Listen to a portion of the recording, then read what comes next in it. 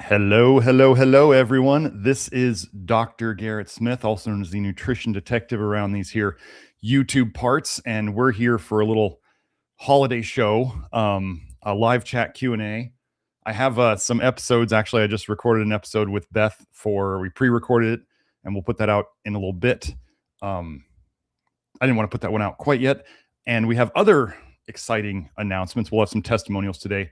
But one of the big things that I know a few of you know about is we are going to have a brand new website. I mean, the same web address, but we're going to have a brand new website coming out. It's going to be so much better looking. It's going to have cool features on it. It's going to be just improved in so many ways. So for those of you who know about it, like we're going to have a new logo, we're going to have new labels on the supplements. We're going to have a new website. It's going to be awesome. And I'm super excited for it. So watch for that coming soon. It will be out soon. So within weeks, I would say.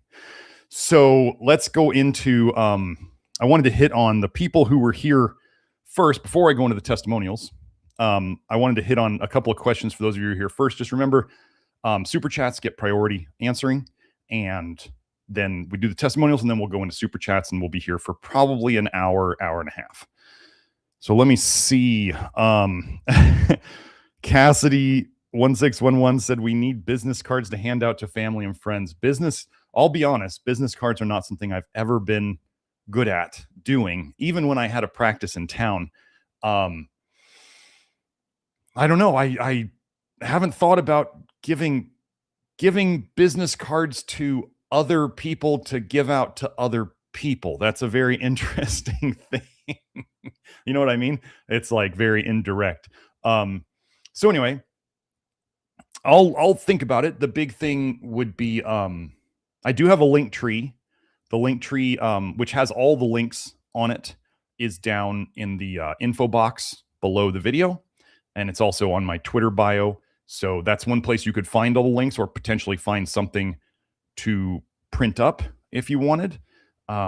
Depends on where you're trying to send them, because we have so many links on the internet that it's hard to put them all, not knowing where people are going to go looking for them. So it's a great idea. I don't know how to make it work though. If isn't there an online business card thing? If anybody, I heard of something where it's like an online business card thing that may be a little better than Linktree, or we could just put it on the website in a PDF and then you could print it up. There's an idea. Joe, we should probably save that idea. Just put like a PDF of our links that then people could print up at home. Otherwise, I wouldn't know how to get everybody the stuff they wanted. So there's that. Okay. So let's see. Oh, CPG 7804 said, I'm nearly through my first bag of the MSG. Thank you, Dr. G, for the research and recommending. You're very welcome. I love that stuff. And we're very happy to have Kelsey around to educate me in it. And I mean, she figured it out for herself first. Isn't that how all these things happen, right? A lot of these discoveries are because of our own issues. And we have an issue, Kelsey has an issue, I have an issue, and then we start digging deeper into the research with what we know and making connections. And she did that. She figured out the MSG thing. I go over that whole story on the MSG article or video, I mean. And then it works. And then we find out there's this super cheap amino acid, one of the most prominent amino acids in the body and the most prominent neurotransmitters in the body that we can just simply put on our food and it makes it taste better. Amazing stuff, right? So you're very welcome. Oh yeah, Joe. So we thought today Joe was not going to be able to join us and help. That only really gets to me, right? I was a little stressed about it, but turns out Joe is in France and he was able to join us. He told me just this morning, he's like, hey, I'll be there. And I was like, wonderful. I won't be alone. Oh yeah, Joe posted the link tree in the live chat. And so anyway, that's the questions we've got. So for those of you who come after this, you can post questions in the chat. I get to them in order that they're posted. Otherwise, unless you post a super chat, and those get priority. So let's get into these testimonials, because we have another one about eyes. Well, we have one about MSG, And we have one about eyes after my big eye health and zinc episode. And I chatted with Matt Stone yesterday, and he has received his zinc liquid, and he is going to test that out. On that note, zinc liquid, folks, if you want to try zinc and you know you're sensitive, we made it specifically, it's 2 milligrams per drop. So you can dose yourself 2 milligrams at a time. You can go up very slowly. I told Matt how to go up. I told him the normal route of going up, which is you increase by 1 drop a day. And I told him the slower route of going up, which is adding 1 drop every 3rd or 4th day. So you would basically go up 2 drops per week in total. And then you get up to, I generally don't have, unless you're testing, I don't have people take more than 30 milligrams a day for long-term use. Those of you who are our clients, we will have people go higher. But if you're going higher than 30 milligrams, I don't suggest doing that for longer than 6 months without testing. So that's just a little note on the liquid zinc. I'm super excited for Matt to get started, and we'll get to see. We had somebody, a testimonial last week about, or was it the week before, about somebody, since they were doing the Love Your Liver program, they had night blindness prior to that only got better with vitamin A. And then they started doing our stuff, and that has all gone away. Well, we're going to have another testimonial in that same vein today. So it's really cool. Thank you guys for noticing these things and sharing them. There we go. Joe, we got it now. And so let's get into these testimonials. And those of you who have questions, submit them while we are doing it, while we're doing these testimonials. And then we'll just head into whatever questions show up today. Okay, so you guys, Joe, you can see it now. Yes, we got it. Okay, great. So we have the first testimonial. Just going to read it. This is the eye one. Hello, Dr. Smith. I would like to comment on the eye issue regarding Matt Stone. Before I started the LYL program, I also had some problems with my eyes, specifically light sensitivity. When I was outside, I had to wear sunglasses almost all the time. I had the brightness of my computer screen so low at 10 to 20% that my coworkers even commented on it. However, this problem improved significantly within the first year of participating in the LYL program. That's the Love Your Liver program. If you guys don't know, members.nutritiondetective.com. But a little later, I had major problems with my right eye. I had severely reduced vision in the affected eye. At the time, the doctor couldn't find anything unusual with the eye and couldn't give me any explanation or nutritional recommendations. Surprise, surprise. Long story short, it turned out that I had become negligent with my diet and was not eating enough meat. We talked about that. Once I corrected this, the condition of my eye improved relatively quickly. Both eyes are now in good condition, and I have been participating in the Love Your Liver program for about 3.5 years. In my case, it can be assumed that the protein and zinc from meat had a positive effect. I still cannot take zinc supplements. Thank you and best regards. And then he put his name. So this was posted in the Love Your Liver program. Yeah. Actually, it was posted in the Inner Circle, which is the private live stream I do right after this. And so thank you for this testimonial. But yeah, so we have people. So again, like this gentleman cannot take zinc supplements yet, which usually means a person is very toxic. Okay. Because as we get people less toxic over time, they often can tolerate zinc. He's 3.5 years in. He still can't tolerate zinc. That's okay. What he found was if he didn't eat enough meat, he didn't get the nutrients that we talked about all over that eye health show: protein, zinc, taurine. Okay. Light sensitivity is a vitamin A toxicity symptom in your eyes. How do we protect ourselves against vitamin A toxicity? Protein and zinc are critical to make retinol binding protein. And taurine, as I showed the research, literally binds to and protects your eye from retinaldehyde. So, don't get enough meat, your eyes get damaged more. Okay? This is how it works. So now this is the second testimonial where we've had people saying that we fixed their eyes that didn't get better before with the program. So, let's get to this next testimonial. So this was from Love Your Liver, number 212. This was the MSG episode. Kayla posted, this is from the comments. You can go see this comment below that video. I started using MSG shortly after watching this video. I season my food to taste, so I don't know how much I take per day. However, I am sleeping through the night every night. My sleep improved right away, and within a month, I was no longer experiencing the 2-hour wake up between 2 and 4 a.m. Even if I wake up for whatever reason, I can go right back to sleep. I had sleep problems for more than a decade. Magnesium helped, but MSG resolved my issues. So that was that one. So that's basically an MSG testimonial, and we have somebody else in the chat who was talking about MSG, and we have another eye health testimonial. So it's really wild that these things, people haven't figured out these things better than they have to this point, right? However, here we are helping people with these things. Now, I want to say, folks, whatever I said last week, I think it worked, which was, of course, we want you to like and subscribe to this video, like the video and subscribe to the channel. That's great. However, it's very likely that these platforms are not sharing my stuff as much as they could. What does this mean? It means we rely on you to share it. Like, it's not just like a like, subscribe, and share. Like, really, if you want to get this out there to help other people, just share it. Now, remember a thing in marketing that I learned a long time ago that helped me kind of relax about trying to convince family members, friends, whatever about it is. The thing in marketing, they said, is an average person has to be exposed to something 7 times before they buy it. Okay, so if you just think of a person might have to come across something multiple times before they buy in, they may never buy in. But let me give you a quick example of me. I tend to regarding low vitamin A.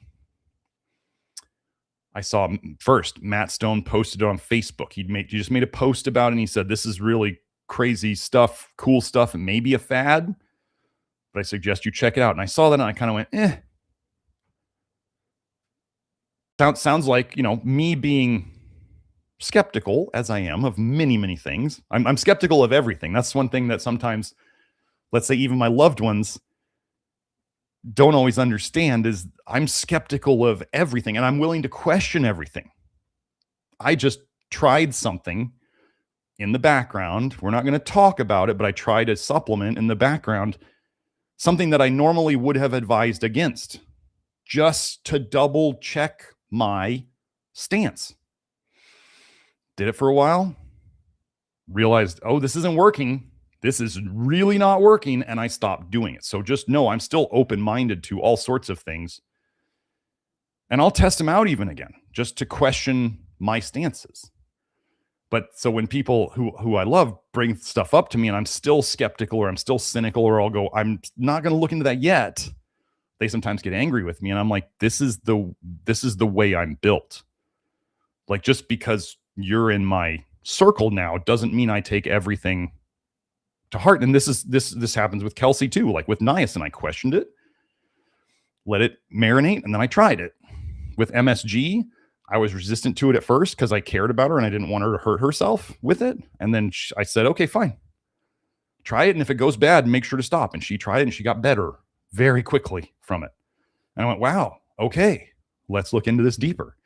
So back to the Matt Stone and vitamin A thing, he posted on Facebook, and then so I didn't really think much of it. I just let it just fade away. Then he made a blog post about it, which is still up. I forget the name of it. But anyway, he made a blog post, and I read it, and I was like, wow, that's interesting. And then I said, he said in the comments, somebody in the comments asked, does Dr. G know about this? Is Dr. G doing anything with this?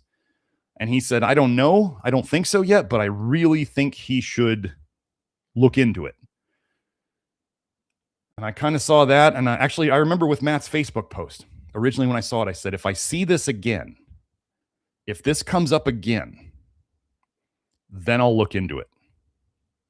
And then Matt's post came up, and he said, I think he should look into it. And I went, okay. And I read his article, and it made sense. He even posted about, all muscle meat carnivores not dying of vitamin A deficiency and not having their eyes fall out and their skin fall off. I think he said something to that effect. And I went, he's right. Like, if there's this guy who's been all muscle meat carnivore for 10 years and he doesn't have vitamin A deficiency, it's not happening.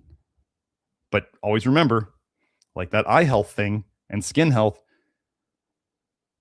all muscle meat carnivores are getting plenty of protein and zinc and taurine. So they don't have the vitamin A problems that come from not eating enough meat or those components of meat. So anyway, then I eventually went to Grant Jennery's website, read his ebooks, and then drastically changed everything. And now I'm kind of the default leader of the low vitamin A movement. So weird how things change, right? So anyway, that's that. Actually, I just grabbed that Kleenex for a reason. Oh, here, I wanted to bring up something interesting that I talked to Kelsey about, and actually I talked to Beth Martins about, and Dagmar, and I hadn't thought of this, but I had noticed, maybe some of you will notice this pattern and some of you will agree with it. I had always noticed that the month of December, especially the month of December, I would always get kind of moody, like depressed. It was absolutely every year, almost like clockwork. When it would start to get darker earlier, stay darker later in the morning, get darker earlier in the afternoon. And even through this December, it happened. And I was still getting sun. I mean, I'm in Tucson. I was still going for my 40-minute walks in the middle of the day, getting sunlight. And it was still warm enough that I'm walking without a shirt on to get as much sun as possible. And I was still moody. There was maybe some of you this earlier December, or especially late November, guys, especially if you were having really a hard time with your mood, or ladies, if you've gotten sick once or maybe even a couple times, especially if you have a really strong cough. These were the patterns we saw in this last month. And both Dagmar and Beth and Kelsey all said it's probably, however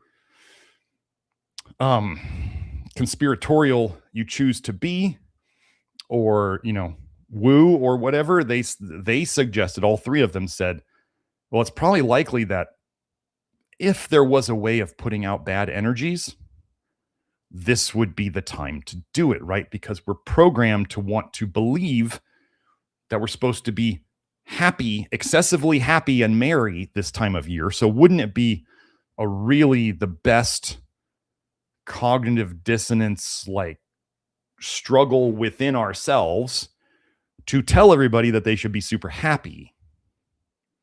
If you're not, there's something wrong with you, is the implication of that, right? And then put out energies that make us more depressed and sicker and more anxious. Wouldn't that be just perfect for them to do to us? So the funny thing was I was really, really down for my normal self, like late November, early December. And I can tell you, I don't know if any of you will have noticed this, but that lifted, like that funk practically disappeared about a week ago, I think. And I was going through it going, this is not me. Whatever is going on here is not me. This is not coming from me. And then it just suddenly went away. And I was like, they must have turned it off. So if any of you feel the same way, feel free to comment in the live chat or in the comments after the video goes up, because there was some real weird stuff and it seems to have all lifted. And I was thinking about it. Some people might say, well, why don't they do that all year round? Right? Well, maybe they can, maybe they can't. But the other thing to think about is they wouldn't want to do it all year round because you want contrast, right? You don't want people to just feel down all the time. You want them to have times of feeling better. So then when they knock you down, you feel worse, right? It's manipulation. It's the higher the high, then the lower the low. So, but you got to have the highs to have the real lows, or else if you're just low all the time, you're just low all the time. They can't really make you go much lower. You're already there. So anyway, those are just some interesting thoughts that I had. And I really noticed it for those of you who are on Substack. Boy, Substack is like one of the most negative and depressing places to go there's if you're into learning about all the ways the world is terrible, it's great, I guess. But man, apparently Substack is going the way of Twitter now. So I'm not too jazzed about that anymore either. But it's kind of their playing field, and we kind of have to play by their rules until people figure out how to escape it, or it all just eats itself. I was learning about AI and how when AI is fed, as AI sucks up all the material, vacuums up all this material, and then spits it out, as AI is fed more and more AI material, it degrades itself and eventually becomes worthless. So I was kind of happy to hear that. I was like, oh, good. So I mean, humans come out with, like, when they're remaking songs, like they're taking modern like metal songs and turning them into jazz songs or whatever, just because the AI can do it. Well, once the AI runs out of original songs to do and it starts using its own stuff, then it really starts losing anything original about it, and it turns into garbage. So I think I saw that on Substack, and I was really actually kind of hopeful for that. It does show that humans are kind of necessary to put out original stuff. And I can tell you that AI sure wouldn't have come up with the stuff that I've come up with. So anyway, okay, so let's get into the super chats. We got a couple super chats. LeBrad Pass, thank you for the super chat. Let me go find that one. There it is.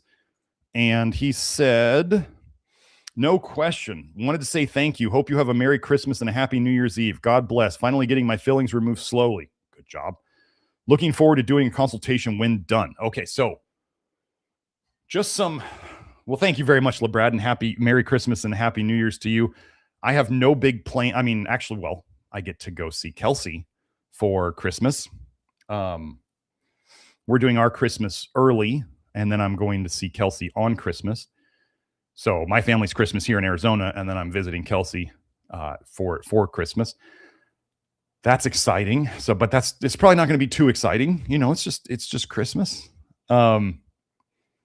And then the other thing, New Year's, I'll be with my daughter at a dance convention training camp thing in LA. So that'll be, nothing too exciting. I don't tend to do New Year's resolutions. I tend to do things when they need to be done, right? So if or when I get tired enough of, as they say, that things only really change when the change becomes less painful than staying the same.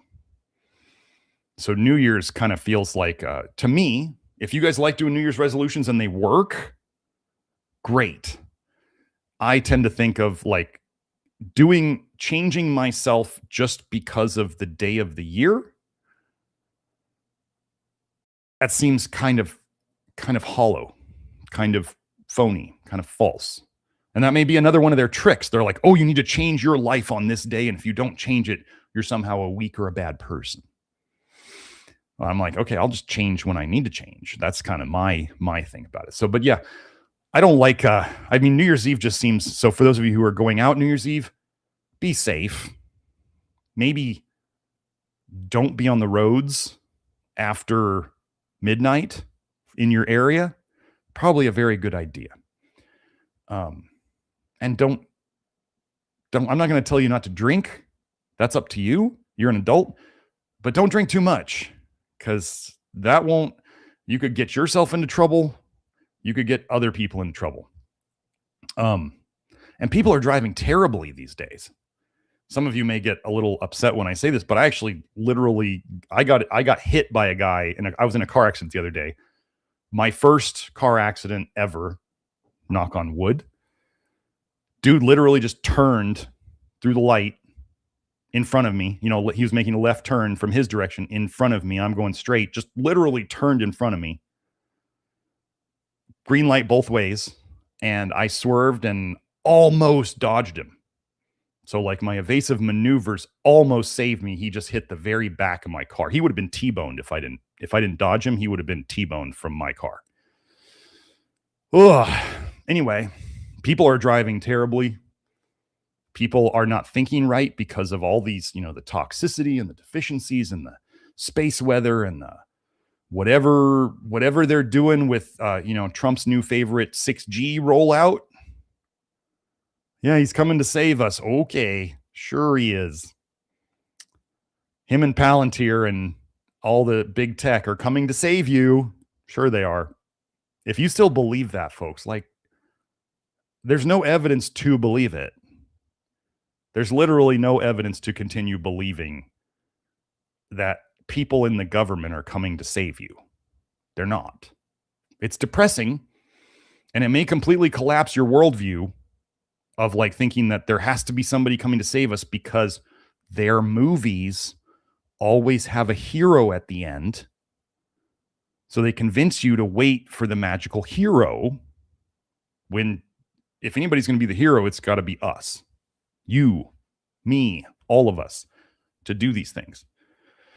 So anyway, that's my rant on Christmas and New Year's.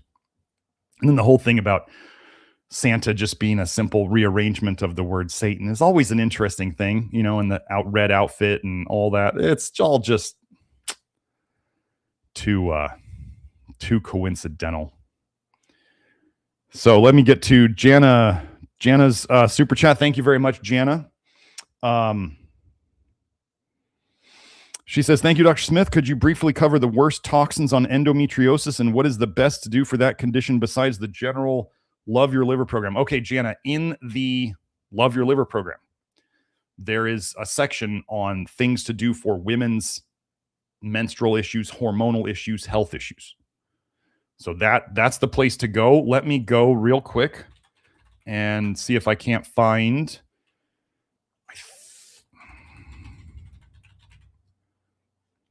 Okay. It is. Here, I will just send this to Joe so he can post it up on the screen, and then I will post it in the chat. So we have an episode on endometriosis, Jenna. So I just posted in the live chat.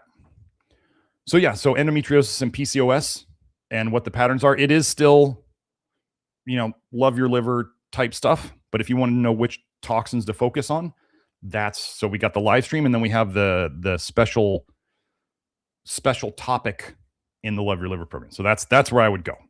Yeah. So I think that answers that one. But I mean, okay, the big one with endometriosis, it's a tissue growth issue. Okay, which would tend to mean toxins.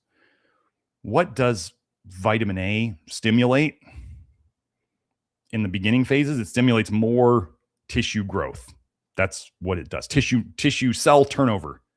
So you're making new cells, which is why I believe vitamin A toxicity is such a big part of cancer type conditions and things like skin cancer and any kind of tumors or cysts. As an example, we had in terms of like the relationships between male and female genitalia and sexual organs and toxicity. Like we've had multiple people, both genders, who have had cysts go away. Like literally they could feel them get smaller and go away, or they've seen them on imaging go away. And I think we had a testimonial on PCOS here about a woman's ovaries like literally not having cysts on them anymore. So it is generally it's the same stuff that we do. Doing the testing and consultation to work on especially your zinc, making sure your zinc and your selenium and your molybdenum are good. MSG, according to Kelsey's research and the solubility stuff of toxic metals and all that stuff, MSG, actually Kelsey has been seeing a lot more hair tests than I have lately and blood tests because she's doing so many of them now. And she's saying the people who are doing MSG are often seeing massive changes in their copper levels in terms of their copper toxicity coming down. So MSG major, and that's why Kelsey got on it, was because of her copper toxicity symptoms. And it was actually part of I believe one of the papers we went over or that she found was a rescue, like a copper toxicity rescue formula. I'm pretty sure that's what it was. And it had glutamic acid in it which is a relative of MSG. And MSG is already buffered, gives you the glutamic acid, but it's buffered with sodium, so you don't have to worry about the acidity part, just like when we talk about flush niacin and buffering that, which, by the way, we're working on the pre-buffered flush niacin capsules right now. But yeah, the MSG definitely helps with the copper toxicity. So I would, knowing how much zinc you need, how much selenium you need, how much molybdenum you need, those are all important copper antagonists. Then working on your flush niacin, working on your MSG, and then working on potentially, if your diet has if some of your dietary choices are higher in copper than other ones, you could try to adjust your choices to move towards, like even in beans, like there's beans that have a bit higher copper and beans that have a bit lower copper. I'm not that worried about the copper in beans. Other people freak out about it. The copper in beans is not that bioavailable. It's tied up in the fiber itself.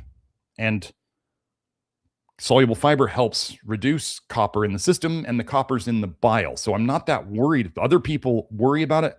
We keep fixing people while they're eating beans. Now, some people may not tolerate beans. That's fine. But don't avoid beans or grains, the ones that are the highest in soluble fiber, because of the copper content. We don't find that to be a problem. And we have that in the research. Now, could somebody still be sensitive to them and not be able to eat them? Sure. The biggest problem we see with copper, ladies especially, is chocolate. Stop with the chocolate.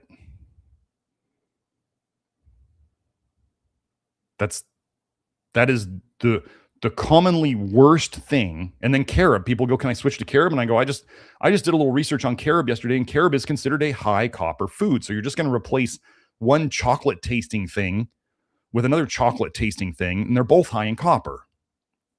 So outside of the kind of like, what do I want to call them? The staple love your liver types of foods, the muscle meats, beans, whole grains, fruits, the limited list of vegetables. Just watch out for those extra things that you're doing that could bring in a lot of copper. Okay. Joe was just saying, so Joe was commenting that he treated a woman doing his biofield tuning, which he's done before. Just so Joe has helped me with some of the biofield tuning that he does before certain shows, like where I was feeling a little off or whatever. And I do think it's helped. But he was saying she was free of pain afterwards from the endometriosis for like 5 years. He said it appeared to be a trauma from a past life 5 lifetimes ago. I didn't even know anything about endometriosis. So this is part of the difficulty, folks. We could have things that we're dealing with from all sorts of sources. Some of you may not believe what Joe said. That's okay. People don't believe what I say about all sorts of things.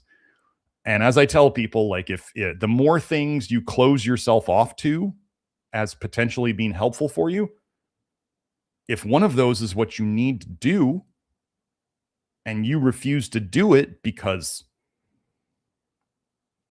you've decided that that's a bad thing, well, your physiology doesn't care what your philosophy is. So you may not get better from that. Now, there's lots of things that I don't recommend. Actually, here, let's go over this. I was thinking, people keep asking me about peptides, right? Research only peptides. So they are not regulated by the FDA. Not that the FDA is our friend, mind you. I'm not a fan of the FDA. However, I want you to put your tinfoil hat on and think about this confluence, this coming together of factors. So research peptides, sold for research only. Wink, wink.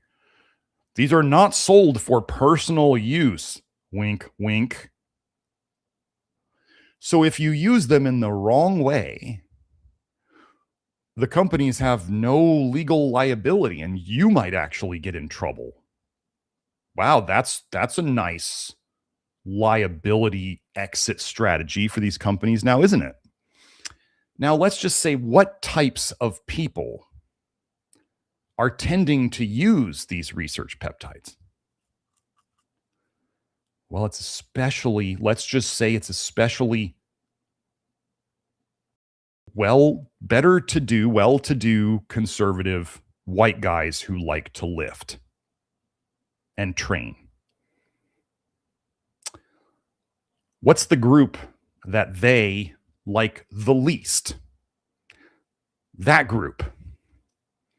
So let's just say you have these research-only peptides that people are snorting in nasal sprays or injecting or swallowing these, doing sublingual pills or other pills.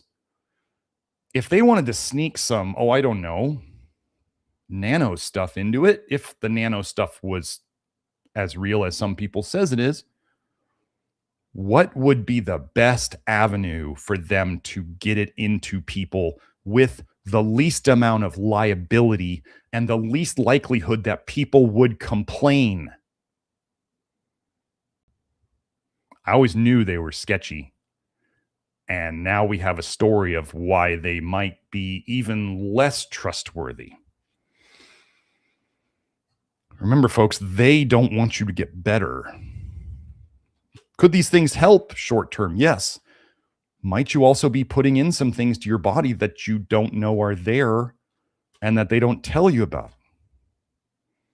They've never lied to us before, have they? Never, ever. So not to be dark, but just be careful what you're putting in your body, especially when they're disclaiming that, like, you're not supposed to use this. I mean, they always tell us what they're doing, right? So if they're actually literally saying, don't use this, and you're going, I'm going to use it, and they're like, we told you so. Your fault. Don't. So those peptides really sound like a free lunch. They promise a free lunch. They promise the world, and all you have to do is take them. No specific work needed on your part. They'll just fix everything that ails you if you keep taking them, of course. Careful. Be real careful. Okay, so let me see the other super chat here. Alec Jackson, thank you for the super chat.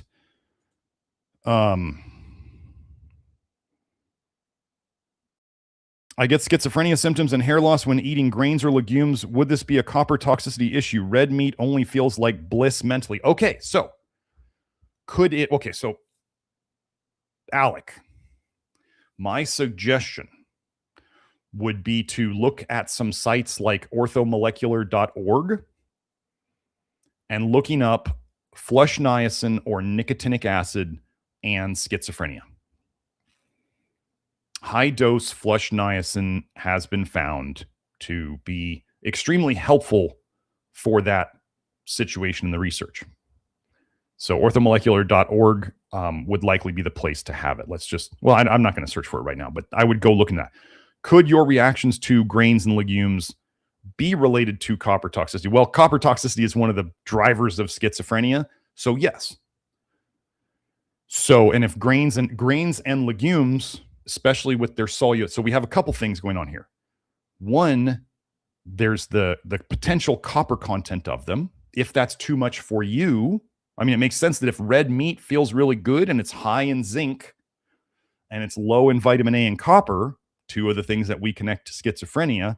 So you got lots of zinc and protein and low copper, low vitamin A. That makes sense. I mean, if you're at the point of schizophrenia, no offense by this is just the reality. You're super duper duper toxic.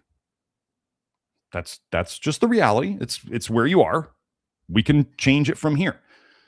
So the more, as I said, the more toxic somebody is, the more they react to these things. So if you do the wrong thing, the stronger you react. And if you you don't have as much room to take things that accelerate detox, because your detox system is so gunked up that think of it as like, if you do something to speed up detox, you just like backflow toxicity into your system. You can't get rid of it fast enough. That's why you're already in this problem. You're not getting rid of toxicity fast enough. So This is why in our whole approach, we don't just talk about trying to detox faster. What we're trying to do is to detox smoothly and remove the barriers to detox, which can be nutrient deficiencies. But nutrient deficiencies, if you put in too much of that nutrient, it accelerates, like it gets your ALDH running better, closer to what it's supposed to be. But that also can increase your bile production, which then can increase your symptoms, again, with the backwashing or the stagnation of the toxicity in your system. So I would say, again, doc, it hurts when I do this. Well, if eating grains and legumes for you right now is not working for you, then don't. On the flush niacin thing, if too much flush niacin aggravates your symptoms, so I would still start slow and work your way up. It's common for schizophrenics to not feel the flush at all. And I've talked about why this is before. It's because it seems to be being used up by your brain where you wouldn't feel a flush. So anyway, those would be, I would say we have people who come to us who can't eat anything other than red meat or muscle meat because they kind of ruin their gut biome and that could be why you don't tolerate the grains or legumes, is because your gut biome may be pretty jacked up. And this would be part of the whole syndrome. So what we typically do with people like this who have kind of a limited diet thing is we start experimenting with, let's say, maybe some of the more processed soluble fibers. What I mean by that might be like apple pectin capsules. That might be sun fiber. Some people do well with psyllium.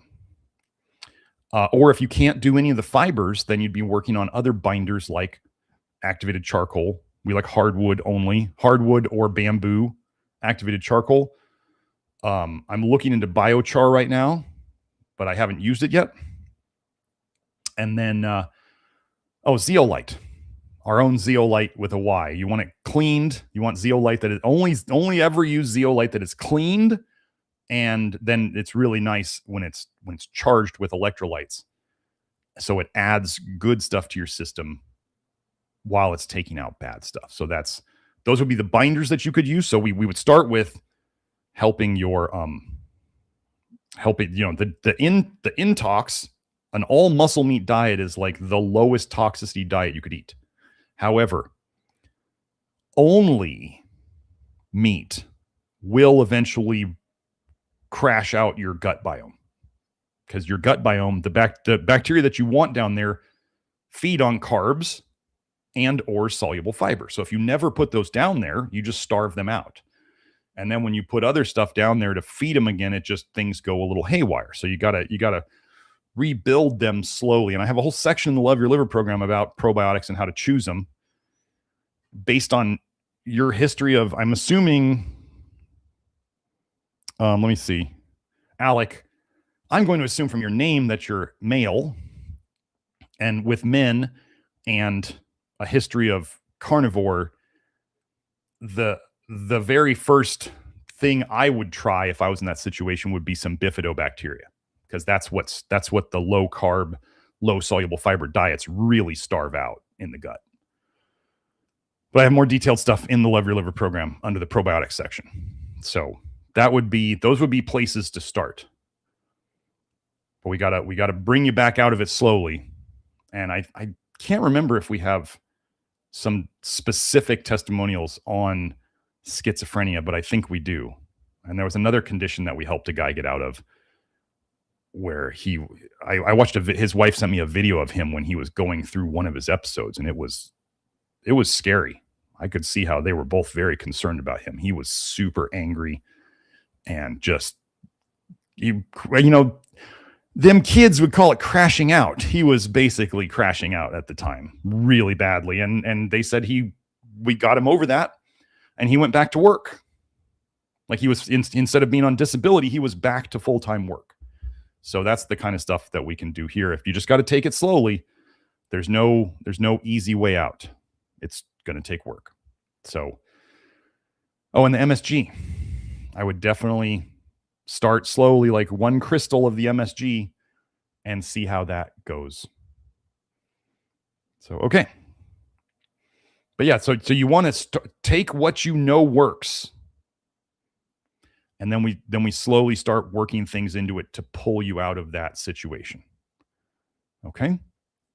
Okay, so let me go to no more super chats. Oh, wait. No, I got to that one. Okay. But thank you for all the super chats so far. I'm going to go and look. Okay, so let me answer this one. CPG said B1 and B3 and grounding for a couple hours a day, I've heard can reverse schizophrenia.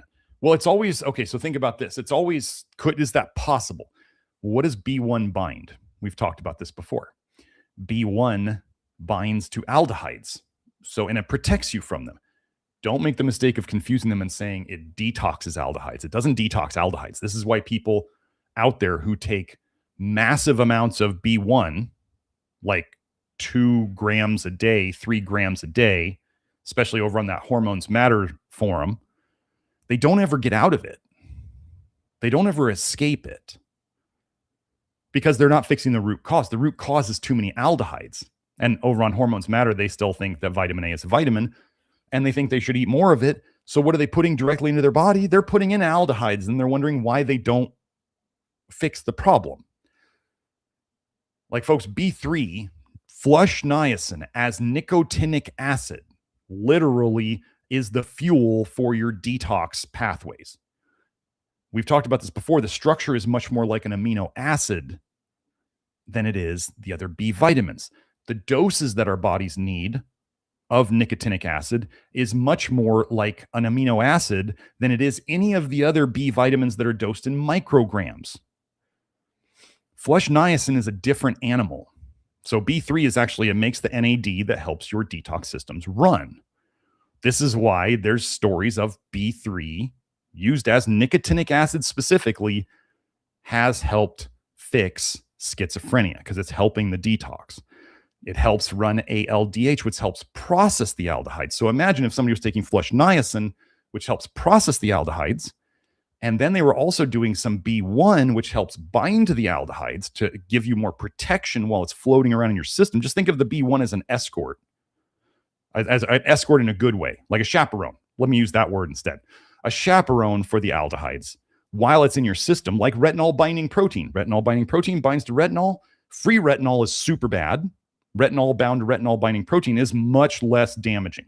So aldehydes bound to B1 is much less damaging while it's floating around. But eventually, those come apart, and then you still have the aldehydes floating around your system. And this is why people have to take these mega doses daily, forever. And it doesn't get better when they just do the B1 or they're doing the B complexes and whatever, and they're taking niacinamide, which is trash. And so they make mistakes of thinking, oh, I'll just take a B complex because I don't want to think. I don't want to actually use my brain. I want to just shotgun it. Several people in our program have thought they were smarter than they were. They actually are, and they went and just shotgunned B complexes just because they're like, I don't want to think about this. I'm like, okay, enjoy your B6 toxicity and your niacinamide slowing down your detox over time. Don't take niacinamide. So anyway, that's that. Okay. Oh, and the grounding. I am all for testing out grounding. Okay. If you're gonna do, like, Kelsey sent me some cords that she had made to actually specifically, so most people are grounding themselves. If they're grounding themselves, they're doing it in their bed, right? They have a sheet on their bed or a pillowcase or something they lay on in their bed, or they've got grounding sheets. I have been learning that some of the approaches done in the grounding field, like the silver impregnated sheets and stuff, well, the silver tends to break because it's super duper thin wires. And kind of with electrical systems, if the wires are broken, it doesn't do its job. So there's other approaches out there. I forget the name of the company, but there's one where they're selling it, and it's much more stable than the silver wire type stuff. Now, the other thing, like I said, Kelsey made me some cords that go from the grounding port in the wall to like the literal bed spring. Okay, so imagine you have a bed spring in your bed, right? That's probably metal, or some part of your bed is a metal frame. Well, she had me ground that, and we actually measured my body voltage, which you want your body voltage as little as possible. That means as little electricity is flowing through you from the outside world as possible. And it brought it down, I don't know, 90%. So yeah, so grounding in the past. So those are two types of grounding. One is literally grounding the metal in the bed. And the other one is grounding yourself. I think they can both be very helpful. I think grounding the bed, the metal in the bed, can be done through the wall. However, if you're going to ground yourself with like earthing or whatever company's products, like I said, I saw the new company talking about the problems with grounding sheets and other stuff on Instagram. I don't remember what they were, what the name of the company was. But I think if you're going to ground yourself in your bed, I think you really need to run that grounding cable outside to the actual ground, not through your wall grounding. So, yeah, there's that.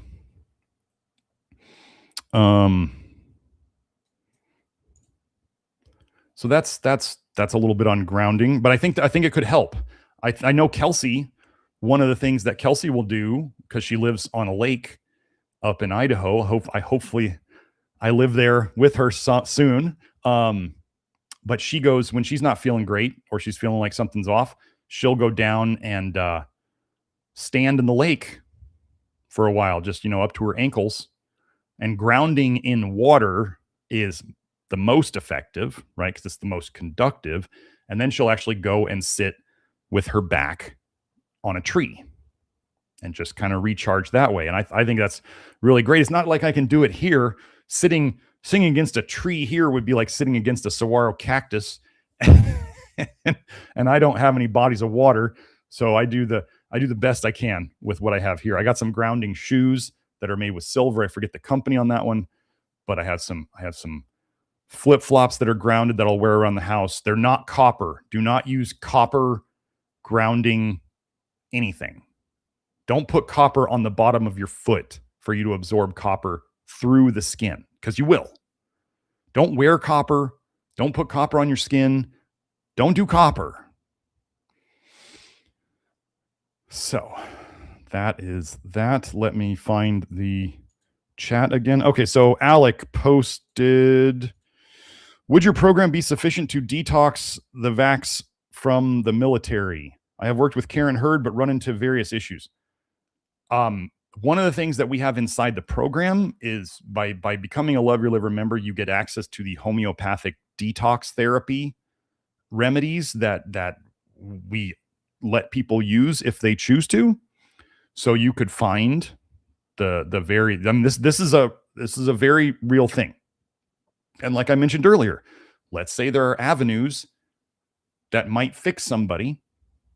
And let's say somebody's like, well, I don't believe homeopathy, I'm not going to do that. But homeopathy would fix their issue and they don't do it, then they're stuck. They can, if you like your disease, you can keep your disease. So homeopathic detox therapy for vaccines or for whatever, the way we choose these things, as you would say, or the question I would ask somebody, and then they have to answer this. I can't answer this for people. People be like, what do you think I should do? And I'm like, here's the question. What medications or exposures or shots or whatever can you say that happened to you in your life? And you can literally say my life or my health was never the same after X. And it could be more than one thing. Ladies, for you guys, it's often birth control pills. For me, it was ketoconazole, an antifungal that is known to ruin testosterone in men. But yet they give it out to teenage males a lot. Wow, what a weird coincidence. Almost like they want to destroy testosterone. I mean, you want to go look, guys. If you ever took ketoconazole or those other azole meds for like your athlete's foot, or you took them orally, azoles are distinctly anti-testosterone. Go search ketoconazole and testosterone on PubMed. So that's how we pick the homeopathic detox therapies, and I have all the instructions on how to implement it, how to order them, all that in the program. So now Karen Hurd's program, Karen is obviously the bean queen. And if beans don't, wait, was it? Yeah, you were, okay. So you were saying that beans and grains don't agree with you. So I'm going to say that the Bean Queen's program was not suitable for you. Seems pretty straightforward, right? If a program hinges on eating a specific food and that specific food does not agree with you, then you're kind of stuck. Or the practitioner, I'm not saying Karen would do this, but the practitioner will often blame the client. Well, you can't do what I need you to do, so I can't help you. Well, what if we don't eat beans that aggravate you and we figure out other things to do so that we can move you around this? And that's what we do here. So we do things differently. Like I learned about the potential use and importance of beans. Karen Hurd was part of my education on that. I never delved deeply into her work because once you see the pattern of her work, it's like you don't need to see all the individual disease PDFs she makes because it's all just a slight variation on the same theme. Once I figured out soluble fiber was important, and too much soluble fiber can cause people to detox too hard and too fast, and different people don't get along with beans. And so if all of a sudden, if beans are the hinge and you can't do them, well, we better find something else. So I've been, you could say that I've troubleshot a lot of the issues that people might have with that particular limited approach. And men don't do as well on more vegetarian oriented diets as women do. That's just the way it is. Not all practitioners admit or understand the differences between the sexes. I do. Men make way more bile. Women tend to get more toxic and are slower to detox. And men need more protein than women do. So there's these differences that if they are not respected can really get in the way of people's recovery. I can't, there's, the idea, and I don't know if Karen does this, but the whole idea that like men and women are the same is the most ludicrous BS we've ever been fed. We are not the same at all. And to think we are would be an idea that comes from a very deviant religion that believes a lot in inversion and things of that nature. So accept that men and women are different, celebrate that we're different, figure out how we're different, and don't do the stuff that's designed for the other sex. Do the stuff that is designed for your sex. But if that doesn't work, then try something else. So, but the vax from the military, yeah, that would be the okay. Here's my trouble with answering that question. In all honesty, do I have research to back this up? To make that statement? No, I don't have any research to make that statement. Will I ever get enough data points to specifically say that? And then just like the idea that like, do you need a control group to say that something worked? Like Medicine Girl seemed to imply in her article, like, oh, well, I felt better with magnesium. Oh, my son felt better with magnesium. Oh, but we don't know if it was magnesium because we didn't have a control group. I'm like, oh, now nobody can say that they felt better from something without a control group. And is that true? Let's say somebody does the homeopathic detox therapy, and yet coincidentally along those same 8 weeks, they got some level of a toxin that was their main toxin down to a point that they suddenly felt better. How can we truthfully say which one did it? Because we don't ever get to know. And this is why I'm honest about this. And I'm saying the coolest thing about homeopathic detox therapy, if it works, when it works, it doesn't always work. And I would never claim that it does. Anybody who claims homeopathy always works is delusional. Like they're literally lying to you, because it would be like, oh, homeopathy can fix your back pain when your back pain is caused by you sitting on a wallet that's that thick and tilting your pelvis all day. You think homeopathy is going to fix the fat wallet? No, it's not going to. No, it'd be like saying homeopathy can fix the cause of your fatigue. Could it? Possibly. Sure. What if the cause of your fatigue is you just never eat enough food? Well, it's not going to fix that. So what we're saying is we work on the detox and the nutrition.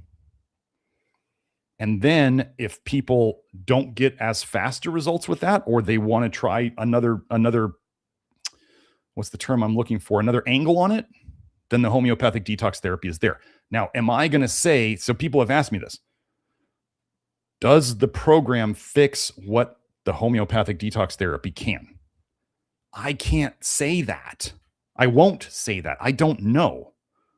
Could somebody have problems for 10 years, a problem that sits around after 10 years of doing our program? Sure, they might still have something stuck around. And then if they finally, after 10 years, they're like, well, I've been putting off the homeopathic detox therapy long enough, I'm going to try it now. And they try it and then it goes away. Well, could that have happened 8 years ago? Sure. Am I one to say that I can't tell you what's connected to what?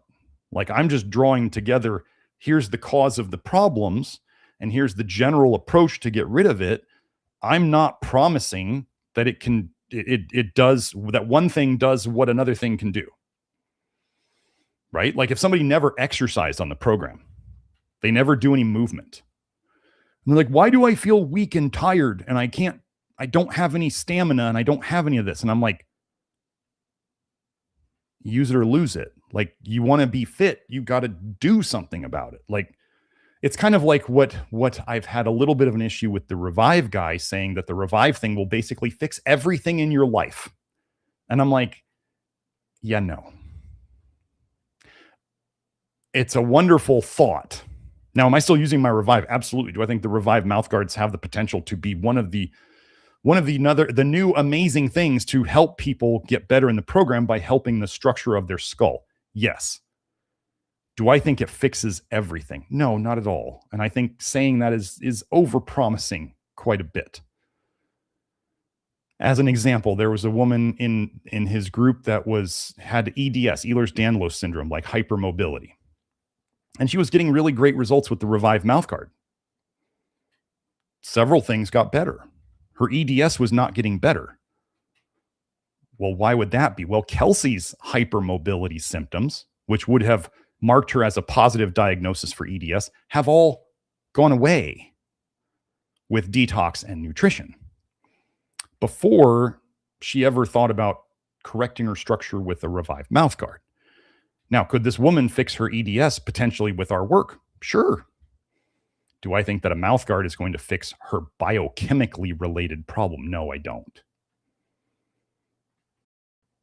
Could the mouthguard improve that situation? Sure, it could improve it. Could make it a bit better. Could fixing toxicity and nutrition help that too? Yes. So we're looking at these multiple angles. Remember, there's like physical structure, there's mental and emotional structure, there's spiritual structure, and these things all interplay with each other. And if people refuse to address one of them that could help, then they may be stuck, because that may be the thing. And folks, if you're one of the people out there who says, oh, my mental and emotional and spiritual health is totally not involved with any of this, I'm going to tell you that that's probably very definitely a defense mechanism, because the person refuses to absolutely deal with it at all. They're scared to death of dealing with it. The things you are the most scared of working on are likely the things that will give you the most results, because it's the hardest change to make. And it also probably has the most momentum. Momentum is a hell of a thing to shift. So I just wanted to say, could my program is different than Karen's. Those of you who have done both know that they are drastically different. Some people do really well with Karen Hurd's basic protocol approaches combined with ours. Great. Some people tried Karen Hurd stuff and it wasn't for them, and they came over to us and they finally figured it out based on what they'd already learned before, combined with our stuff. Homeopathic detox therapy is another layer on that could help resolve. I mean, it's specifically about detoxing the drugs or the medicines or the shots or toxins that you were exposed to in the past that you know deeply damaged your system. That's what it's about. So we could accelerate the recovery from that by, the way I term it is like, these compounds damaged, this is my theory on it, they damaged your detox pathways to get rid of things.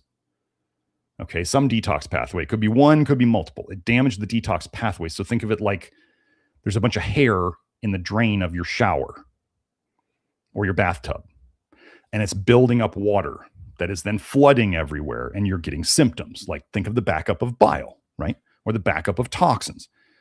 So what does homeopathic detox therapy do about that damage? The hair in the drain. It helps pull the hair out. So you still have the water, the toxins that are in your system. However, finally the drain works, and you can then get rid of them in a much speedier and efficient and less problematic manner. That's my theory on what homeopathic detox therapy does. Homeopathy doesn't make toxins disappear. If anything, it can help with fixing the pathways so that your body can then get rid of the toxins, which is why sometimes after homeopathic detox therapy, people do it for 8 weeks and they're like, yeah, I did it. I didn't really notice much during it, which can happen. And then they're like, a month or two later, they're like, whoa, suddenly I got better. Well, think about that bathtub that's full of water that still has to drain. So you took the hair out of the drain. Your bathtub is still full of water. And then it starts draining down until it's gone. And then the person notices their symptoms after the hair has been removed for a long enough time. Does that make sense? So that's where I would go with that as one potential option. Okay, let me see. I'm looking down from the top, so I'm starting at the top. Remember, if you want a question to get priority, just super chat. Otherwise, I'm going to go through the questions from the top down. Okay. Let me see. I wanted to see. I was looking at some of the comments. I got a little confused. Stephanie was commenting on LeBrad Pass's comment about getting his fillings out. She said, congrats, LeBrad Pass. It's one of the best things I've ever done for my health, as in getting the mercury amalgam fillings out. You guys need to know this. They call them silver fillings, right? Because they look silver and they want to lie to you because they don't want to say mercury fillings. But do you know that some of those mercury amalgam fillings can be up to 40% copper? Go look them up. There can be an obscene amount of copper in those. That would be weird that they might try to poison us with mercury and copper at the same time, wouldn't it? Yeah. So get them out, figure out how you're going to maintain the structure of your mouth, whether you're going to, if you take out teeth, you often have to put, you have to put placeholders back in there to hold the place. If you take back molars out, like the Revive guy Ken talks about, your whole structure may collapse because you don't have the molars there to support the skull. And so the mouth guards that's one place the mouth guards could legitimately help someone very quickly. So just know, I'm not a fan of like titanium implants, but you can look into partials. Like it's called a partial denture. So it's a denture that fits and takes up space in one of those spots. You can look at bridges. You can look at if you want to do implants, zirconium seems to be the best choice. Am I a dentist? No, I don't try to play as a dentist. I am not an expert in this field. I would suggest you go and get 2 or 3 opinions, potentially from both a conventional type dentist who you've heard good things about and potentially from 1 or more alternative holistic type dentists. Get as much information as you can. It's worth it. If you mess up your mouth, your health could go to heck for decades before you finally deal with it. That's why I'm so excited about the Revive thing, is because if we can fix the alignment of people's mouths and it can help the structure of their skull, it's amazing. So, okay. Oh, and Stephanie also said, I absolutely agree. They're doing something to us energetically with the solstice, and they tell us New Year's is January when it should be in the spring. Yeah, they've twisted it all around. And yeah. Kelsey had at her house, she had some incandescent bulbs. And I think in the last month or 2, when she would either turn them on or touch them, they blew. And so she was saying she thinks there may be energetics sent out through the electric frequencies or whatever, through the electricity cables, that may be anti-incandescence, right? Because they want us to be on LEDs. And the incandescence that she said she had a incandescent on her bus, which was run on solar, and it was on all day, all night. It lasted like 2.5 years. And in her house, they barely last like 3 to 6 months at the most. So why does that doesn't make any sense, unless there's something going along the lines that may be damaging the bulbs. Anyway, just thoughts. Okay. Sling says, who's they and what instrument would they use to adjust one's mood? It's called electromagnetic frequencies. That's the big one. I have a whole show on EMF and how it affects people and how we help people recover from it. And in terms of who is they, you're not going to hear me explain it on YouTube, because I like my channel and I want to keep it up. And if you haven't figured out who they is yet, you're going to want to get a theorist card and start looking into it deeper, because there's so many different groups that are all part of the same cult of a certain planet. So that's that. Oh, Laura Koch said she gets depression every single year, late December, early January. I used to one of the things I always remember, the funny thing was I was telling Kelsey about, I was saying, when I move up to Idaho, because I didn't realize the energetic part of it, I wasn't thinking about that. But I was like, every December when it starts getting dark and cold, and this is in Tucson, I was like, so it's not like that cold at all. And I'm like, but I like it, especially when I would drive at night in the cold, like I would get depressed. And I was telling her, I'm like, gosh, if I'm going from like Arizona to Idaho, I just want to let you know that this happens to me this time of year. And I don't know if Idaho is going to be worse. Well, it started to make sense to me as I was really trying to get sun and doing my walking in the sun and doing the things that I knew raised my mood, and it wasn't working. And I was going, something doesn't make sense. So then finally hearing from like Beth and Dagmar and Kelsey and other people going, oh, it's not me. It's something they're doing that I must somehow, in a not good way, I resonate with. It's resonating with my body, something like a bad frequency. If it resonates with you, it makes you feel bad. So, yeah.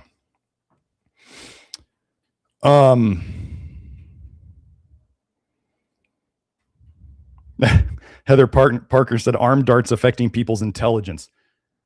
Absolutely. There one thing I saw that was interesting on Substack was it was either a CT scan or an MRI of a guy's brain who had 5 pokies, 5 of them.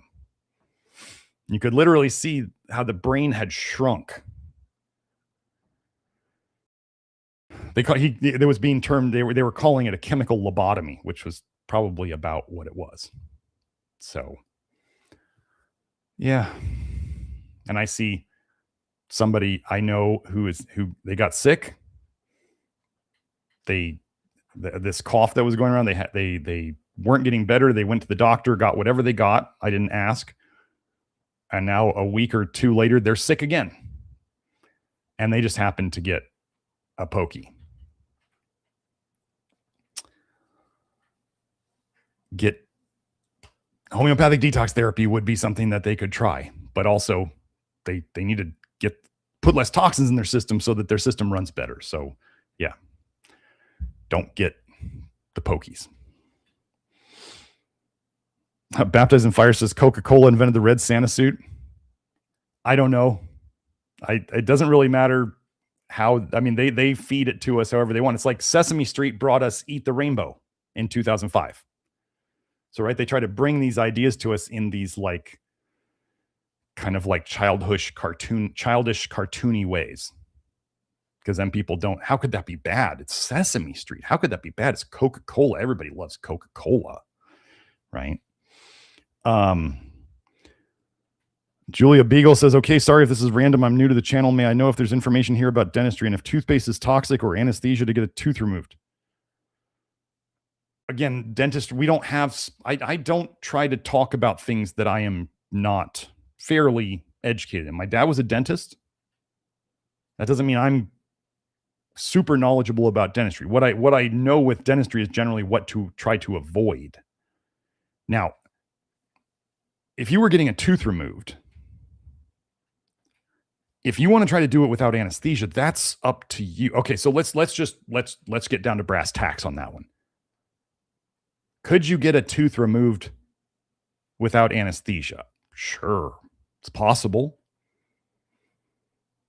Is a dentist going to likely do that for you, knowing that as soon as they start poking around in your tissues, that you're going to freak out?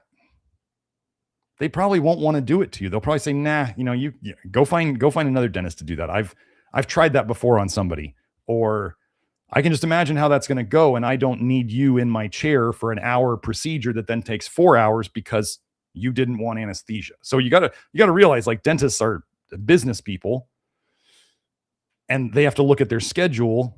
And unless you wanted to pay them for 4 hours to yank a tooth under no anesthesia when they could do it in an hour or whatever it is, they're probably not going to want that business unless you pay them accordingly. I mean, would I get, if I had a surgical, which that would dental surgery, if I had a surgical procedure, I'd be like, yeah, what I'd focus on is I personally would probably choose to do whatever anesthesia was being done, was necessary during the procedure. And then I would be working my hardest to take as little as possible or as clean and least damaging as possible things for pain relief afterwards. Right? You don't want to be going through the procedure and then have the anesthesia wear off, and then all of a sudden you're in the middle of all that pain and they have to catch up and give you even more anesthesia. I don't know if you know that, but they stay ahead of the pain, right? Because if you keep it turned off, it's easier to keep it turned off versus if you turn it on, you turn on the pain and you got to turn it off harder. You got to take more stuff to turn it off. So that's the reality of that. I can't make that choice for you. I don't give blanket recommendations like that. Like, we have people who go in and they're getting 3 fillings removed.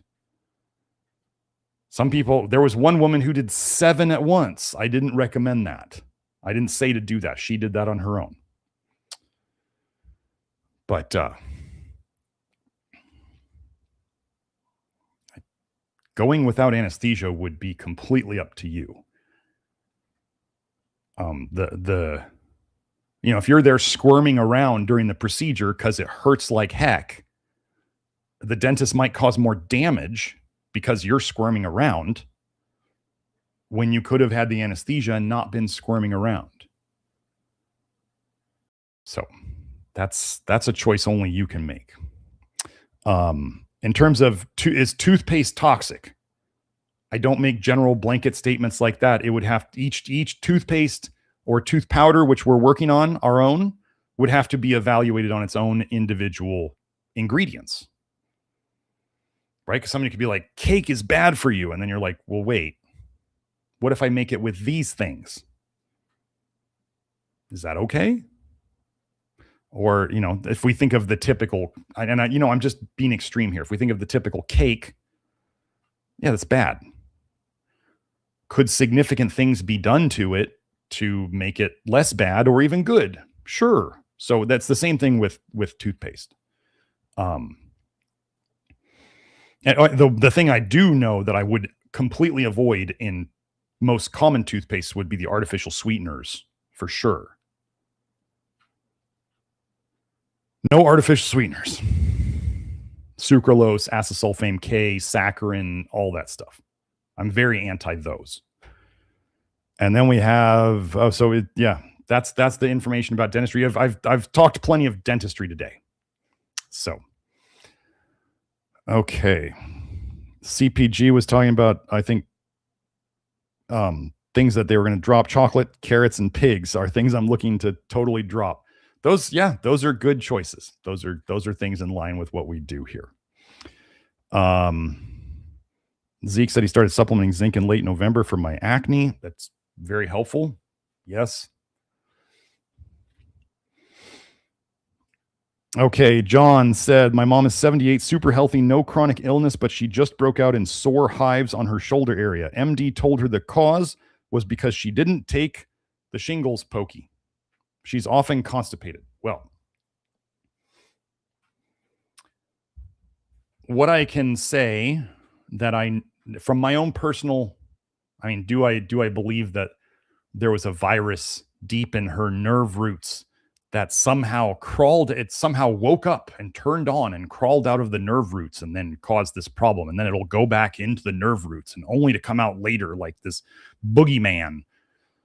Do I believe that? No, I don't. And I can tell you that my mom, in the age group that she's in, being 78-ish, she says many people she know got the shingles pokey and got the shingles. And guess who hasn't had the shingles? My mom. So what I can tell you is that something that I used in the past, now I'm just saying this is something I used in practice back when I had, my brick and mortar practice. This was, we stopped the brick and mortar practice like right before 6 months before the coof hit. But something you could look into experimenting with, one is that's helped my people with. I had a woman who was getting shingles where it was creeping towards her eye. Now that's one of the biggest problems with shingles is if it creeps towards your eye and it gets into your eye nerve enough, it can cause major eye problems. I believe blindness is potentially one of the things that it could cause. And she comes in and she's got it just starting here. And I'm like, yeah, we need to do some drastic stuff like right now. She was like, whatever. So back then, something that seemed to help with shingles was B12. We use adenosylcobalamin and or hydroxycobalamin. We do not use methylcobalamin. We do not use cyanocobalamin. We do not use B12 bound to cyanide. That's cyanocobalamin. So adenosylcobalamin or hydroxycobalamin, typically doses for that sublingual are going to be, 500 micrograms, 1,000 micrograms, up to 5,000 micrograms. It's a short-term dosing, so however much a person decides to push it is up to them. Then there was, and I was giving injections, B12 injections back then. I was also combining the B12 injections with, back then it was available at homeopathic injectable Engystol, Engystol, a homeopathic remedy made from, I believe it's called poke root. And I think what we did for her was I was giving her, I think for 5 days straight, I gave her injections of basically a B12 shot. I believe my B12 shots were 5,000 micrograms per shot and 2 vials of Engystol, which came to about a 3 cc shot. Just gave it to her in one butt cheek because you can put that into one butt cheek. And I also had her get on a low arginine and a high lysine diet and supplementing lysine on top of that. There's tons of information about how much lysine to supplement, L-lysine, when the shingles are going on. And we did that, and within 5 days, it hadn't reached her eye, and it had completely scabbed over and was on its way out. And she said the pain was gone within like 2 or 3 days of us doing that.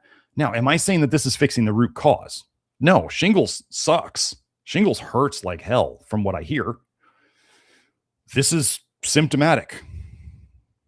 Do I think the root cause of shingles is toxicities and deficiencies? That's the driver of it. Can we do things to relieve the symptoms of it? Sure. That's what I just talked about. Now you cannot get injectable Engestol anymore. However, I'm not promising anything. Last I checked, we had, I believe, Engestol tablets in our VIP store for Love Your Liver members only. I don't think we have a lot left. It may not even be available anymore. We were getting low on it, and I had Julie send me like 3 or 5 bottles of it, so I have it around for things of this nature. And if you're worried about it, homeopathics don't expire, folks. It's an energy medicine. It doesn't just like fade away just because the FDA says you have to put a 2-year expiration date on it. Okay. Like salt. They put an expiration date literally on salt. Does salt go bad? No, it doesn't. But they make them put an expiration date on it. So take that for what it's worth. But yeah, I wouldn't get the pokey for that either. Constipation, we talk about that a lot in the Love Your Liver program. We have the Love Your Liver approved constipation things. But yeah.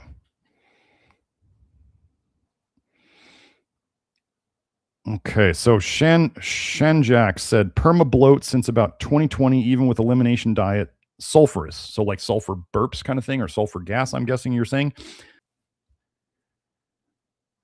I don't want to risk having to edit the video. So okay, so I'm going to say the letters that come after the 3 letters. So the next letter after it would be NNT. Maybe that's what I'll call it now. I'll call it NNT, and then just shift the letters each back 1, and you can figure out what it is. So they said NNT, wink, wink, 5 drops on an empty stomach, or the other one was, well, I'm not going to say it. The other one was the prepared version of it. The solution finally stopped the gas production, but kidney and leg lymph glands went sore. Herxheimer. We here don't tend to believe in the Herxheimer reaction a whole lot. Now, did you have a reaction? Are you having a reaction of something? Yes. Do I tend to believe in the Herxheimer reaction? No, there's like literally no research showing the Herxheimer reaction actually happens. It's totally a created theory for why people get symptoms after they do certain things, often after taking toxic herbs, toxic medications. And then they're like, I feel bad. And we're sitting there going, well, you took something that's toxic. That should be the first suspicion. You take something toxic, you expect to have side effects. Remember, most pharmaceuticals are just derivatives of plant compounds, so they're directly related. So if you get symptoms from one, you can get symptoms from the other. Herbs just have fewer symptoms and milder symptoms than drugs do. Maybe sometimes people don't even notice them. But remember, 70% of pharma meds are based on plant compounds. So they're like kissing cousins. So what may be going on? Well, damn it.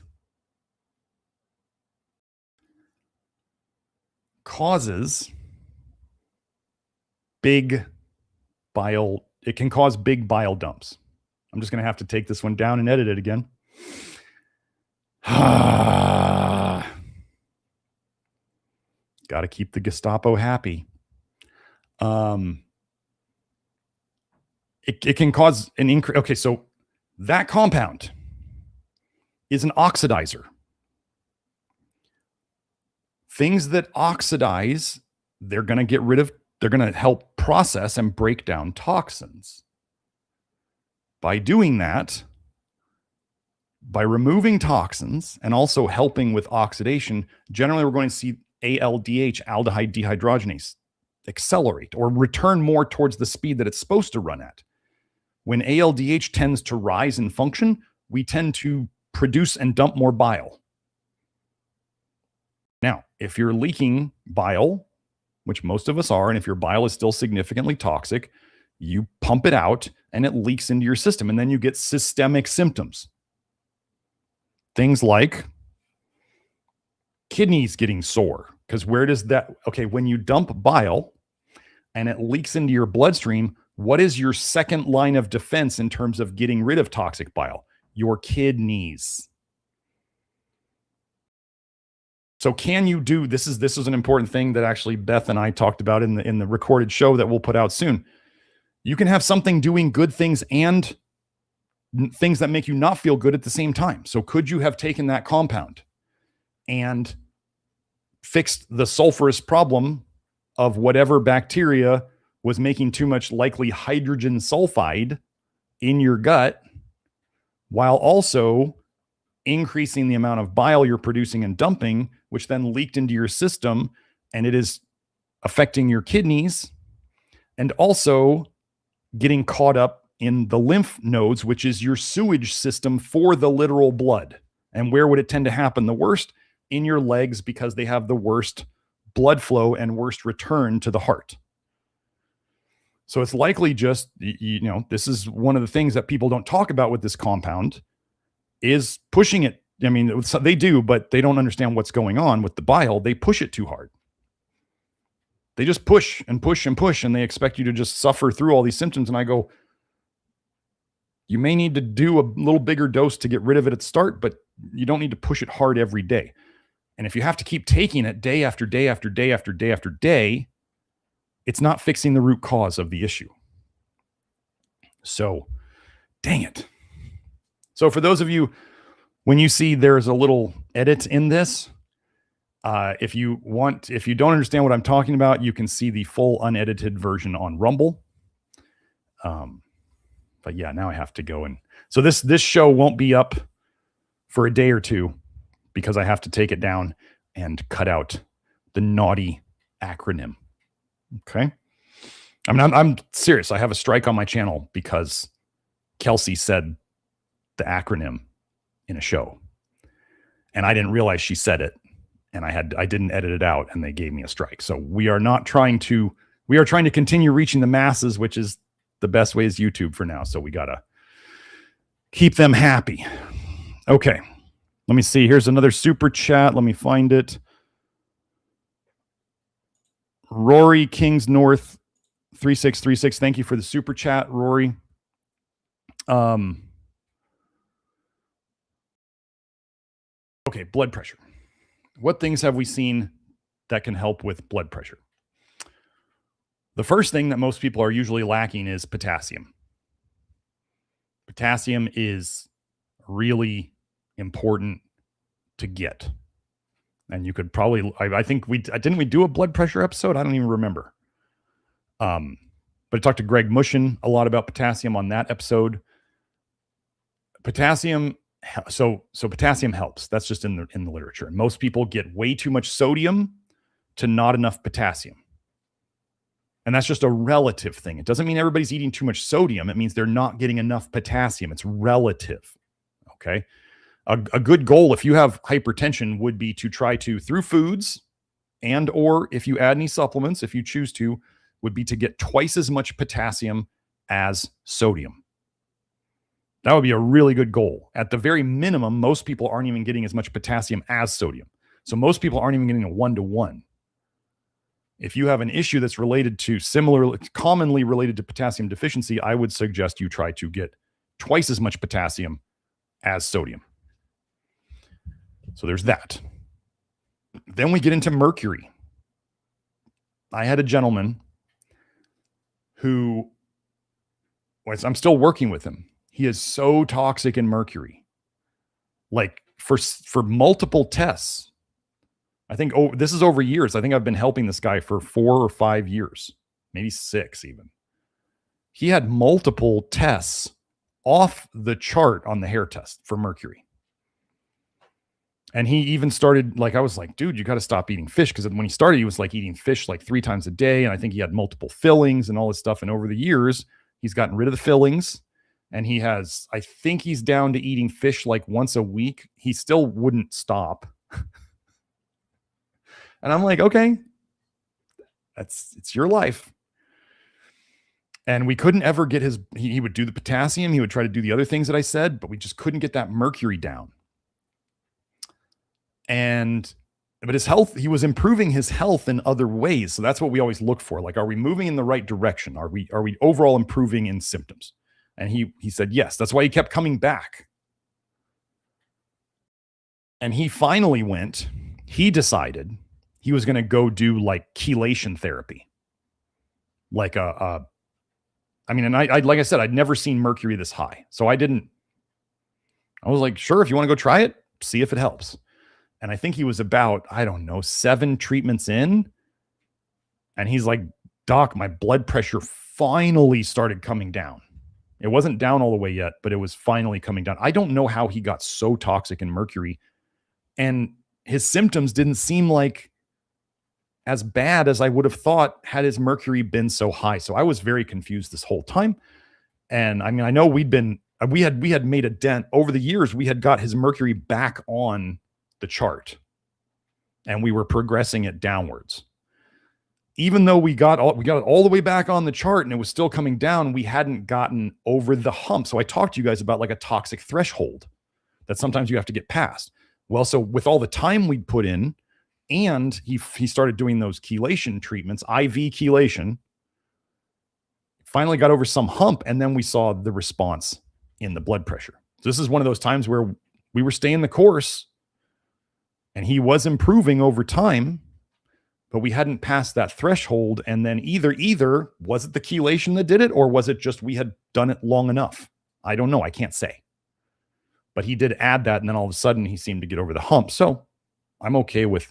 Be really careful of chelation, though. Chelation sucks out good minerals like crazy. My mom did 10 chelation treatments years ago. And finally, I think a year later, I ran a blood test on her for zinc. And her blood zinc was the lowest to this day I've ever seen. So for those of you who know the zinc range, like I want people above 100, like 100 to 135. The low end of zinc from LabCorp is 44.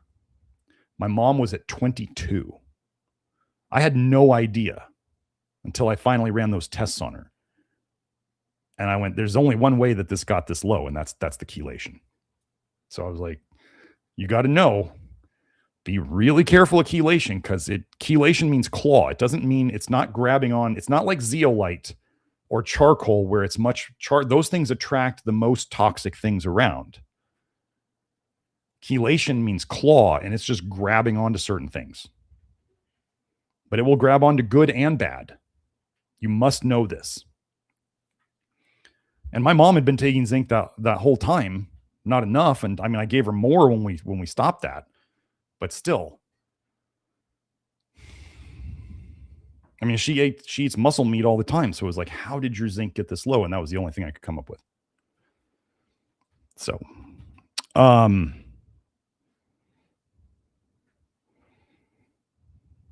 that's those. Oh, and then, okay. So the other thing that can cause blood pressure issues. Okay. Excessive calcium that would show up mostly on a hair test. High calcium on a hair test. High calcium on a hair test tends to mean that things are calcifying. Soft tissues are calcifying, especially like the blood vessels.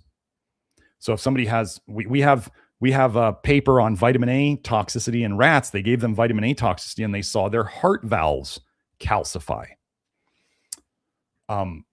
People don't realize that plaque in the arteries is mostly calcium. That's why they run the coronary calcium score, or carotid artery calcium, coronary artery. Anyway, either way, coronary artery calcium, CAC. That's why they run that. It's an ultrasound where they're, or is it it's ultrasound. Or is it CT scan? I don't remember. I don't want to do it because I don't want to do it because it's an X-ray. It's like it's like a mini CT, I think. But anyway, they're looking at calcium. How much calcium is in these arteries? They're literally telling you how blocked they are by how much calcium they can see. Everybody goes, oh, cholesterol. And it's like, no, it's the calcium, really. That's how they see it. And then when you think about when they see things on X-rays, what do X-rays spot the best? Calcium things like bones, but then they also see calcium in soft tissues where it's not supposed to be. So think about this. If your blood vessel is calcified, one of the things your blood vessels do to help adjust your blood pressure is they get bigger or they tighten up. Do you think that if you have a calcium layer on the inside of it, that it's going to get in the way of it potentially to lower blood pressure? The blood vessels can expand. If you make the pipes bigger, the pressure in them at the same amount of flow will go down. If the pipes are tighter, the pressure in them at the same amount of flow goes up. Do you think calcium crust on the inside of it is going to let it move? No, not very much. So then we would work on things like, how do we decalcify? Well, we don't take vitamin D supplements. We avoid vitamin A as much as we're able to. And we do lots of magnesium, topically, preferentially,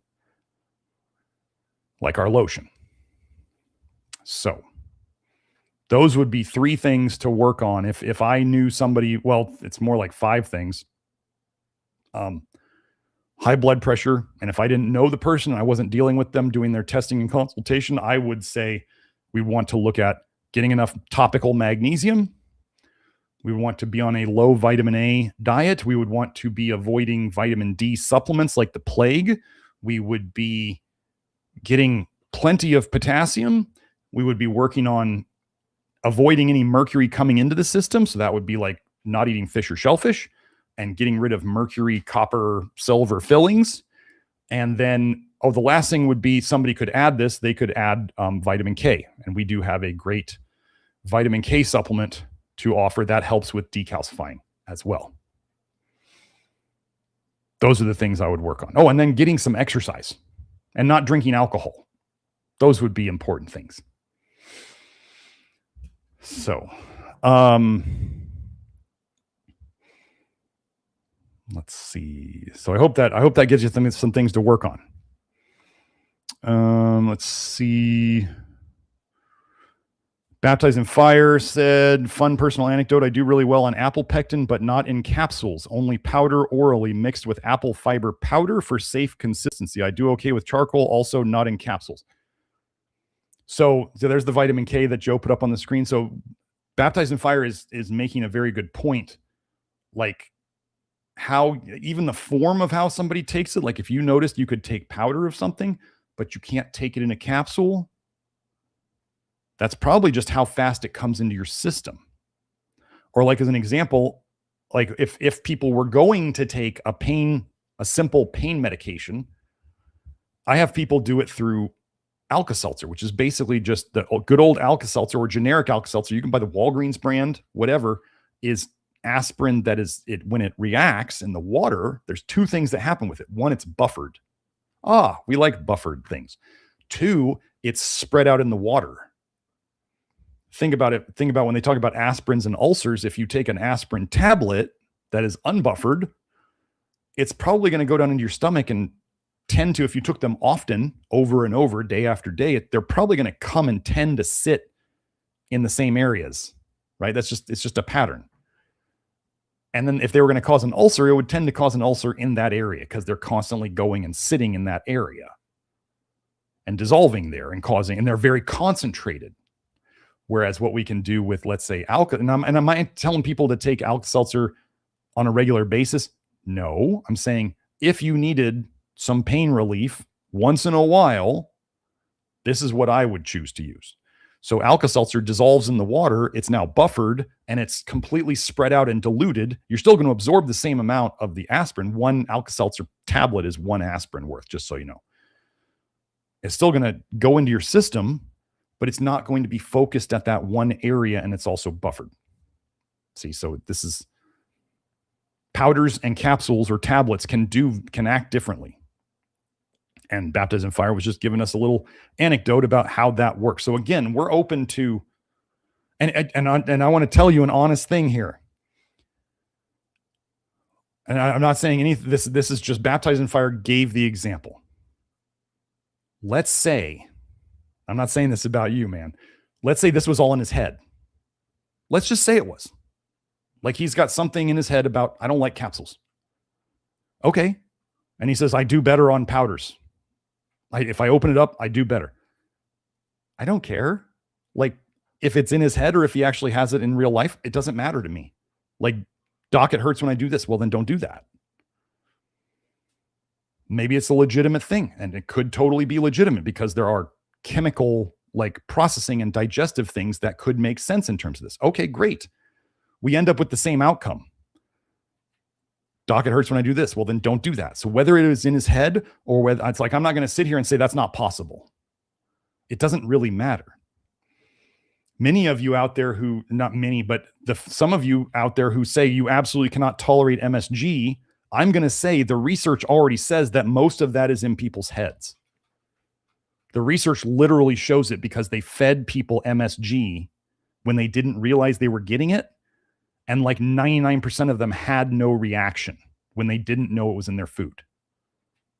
So if you're having problems with MSG, open your mind to the fact that it might just be that you've been programmed to be scared to death of it, even though it's in pretty much all protein foods that you eat.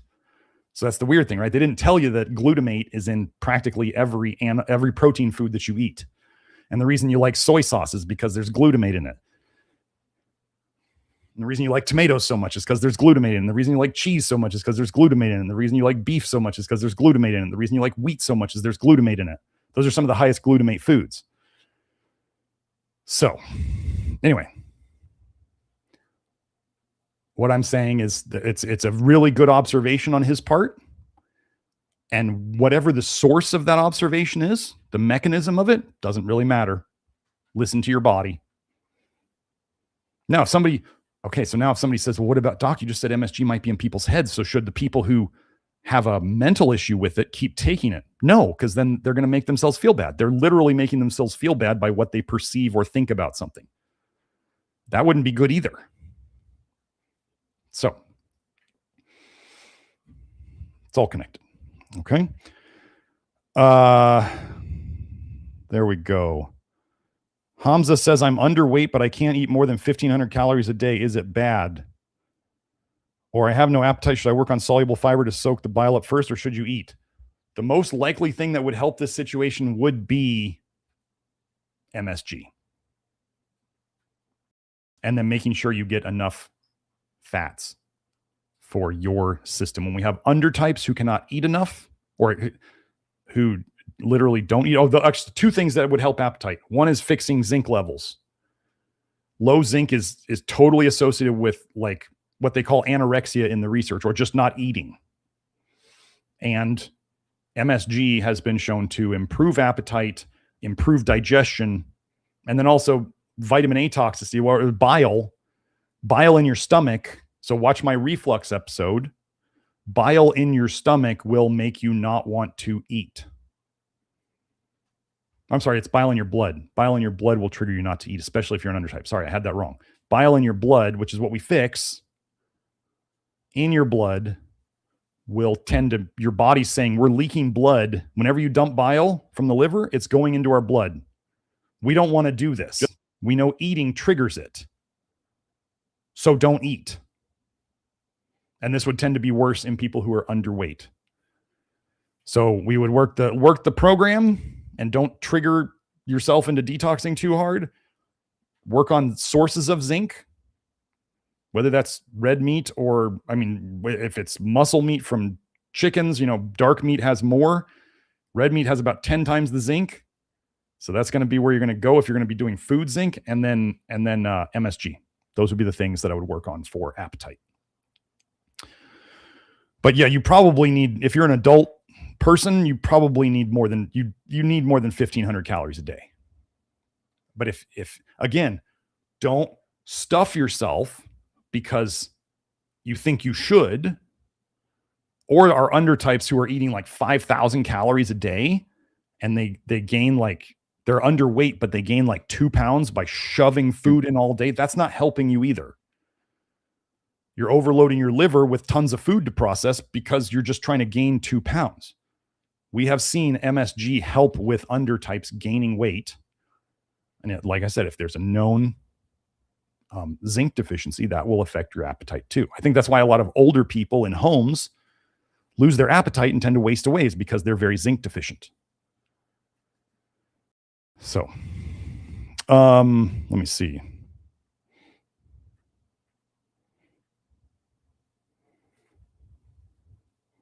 Joe, I don't remember what the subject was on that topic that you asked. Is that the one? I mean, let me keep going. Let's see.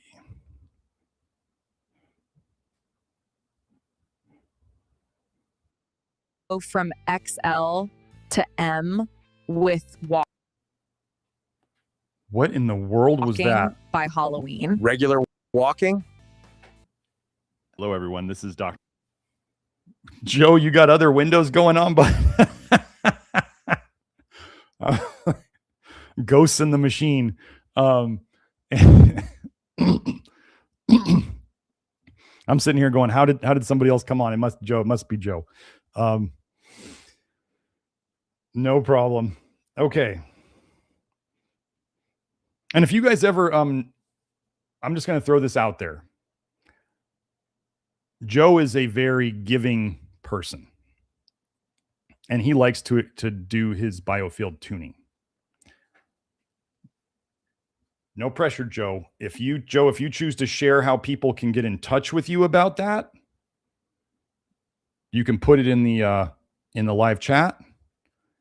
If you want to, and I don't know I'm not saying what Joe is doing with people in terms of donations or whatever. I don't know. I'm just saying, since we talked about it today and people seem to be interested, Joe, if you want to put any information about how to get in touch with you in the live chat, that's totally up to you. Okay. CPG was asking if I have a take on nascent iodine drops or supplement as a detoxifier. I know the Lugol's is trash. I just had to take somebody. I talked to somebody about nascent iodine in my office hours the other day, weeks ago, and they started trying it, and then they got hyperthyroid symptoms, and I took them off. Iodine is something. Iodine does not don't think of iodine as detoxing you. If iodine can detox you, then chloride could detox you. Right? They're in the same column. So I do not, you start messing around with iodine. Autoimmune thyroid in the literature is shown to be always aggravated, made worse by iodine.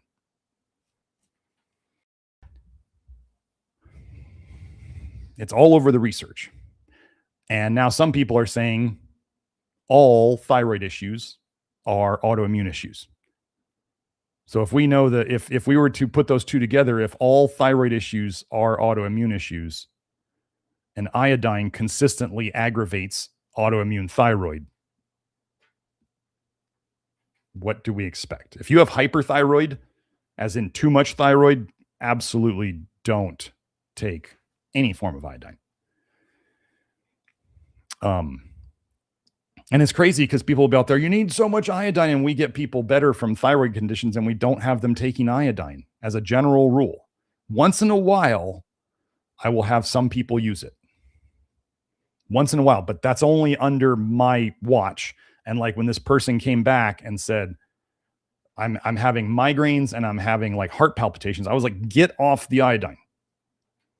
Get off of it now, like yesterday.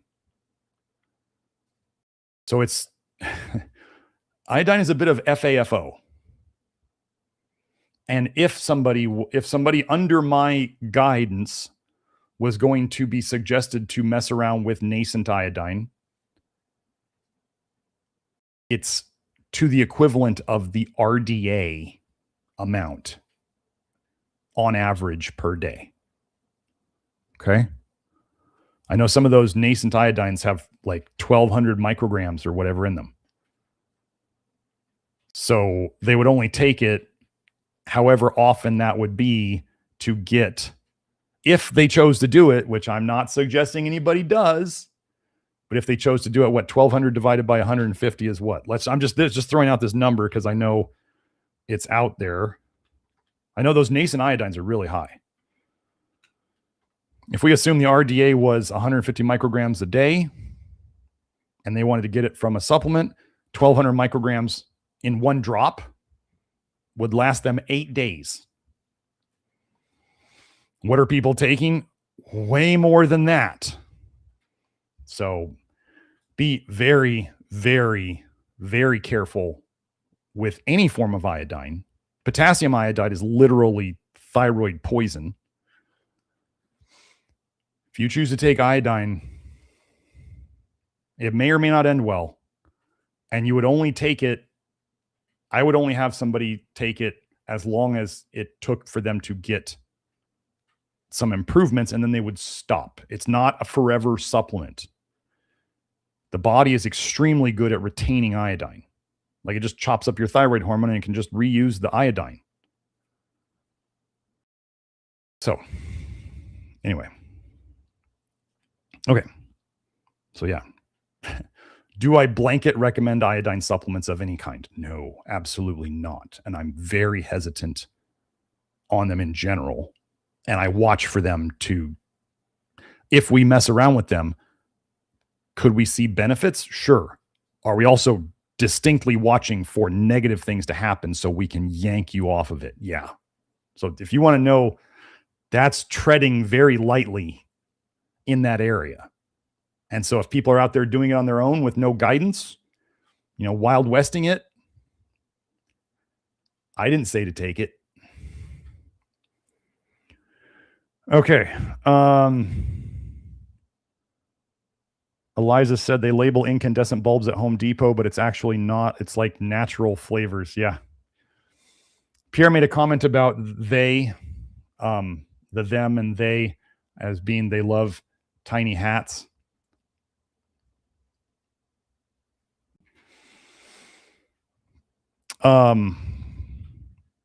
JJ Perry was talking about the light bulbs. It makes sense if you know about electricity spikes coming down the line. They continuously hit the element, so they wear out and cease to illuminate. Yeah.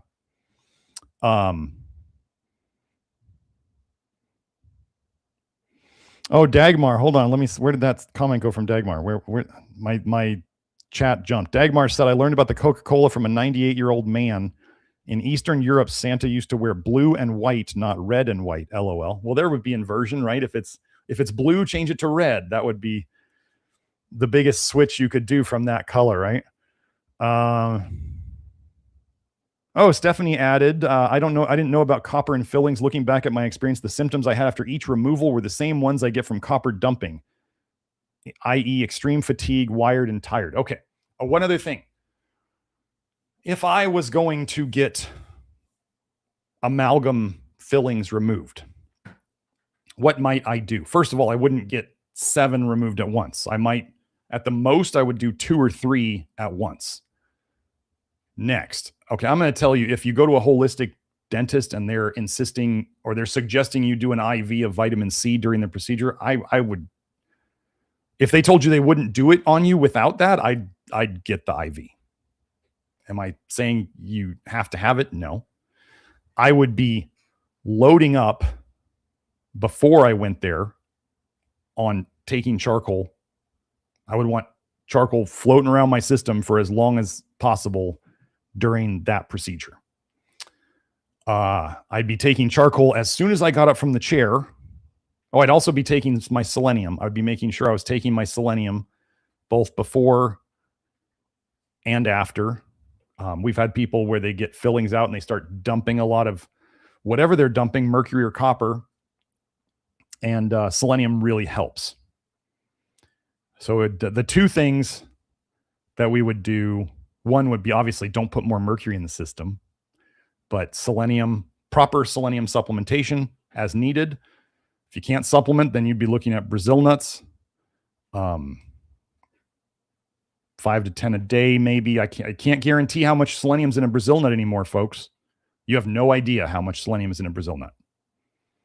So throwing out numbers like that is throwing out numbers. That's what I've seen in the past to be an okay dose for most people these days.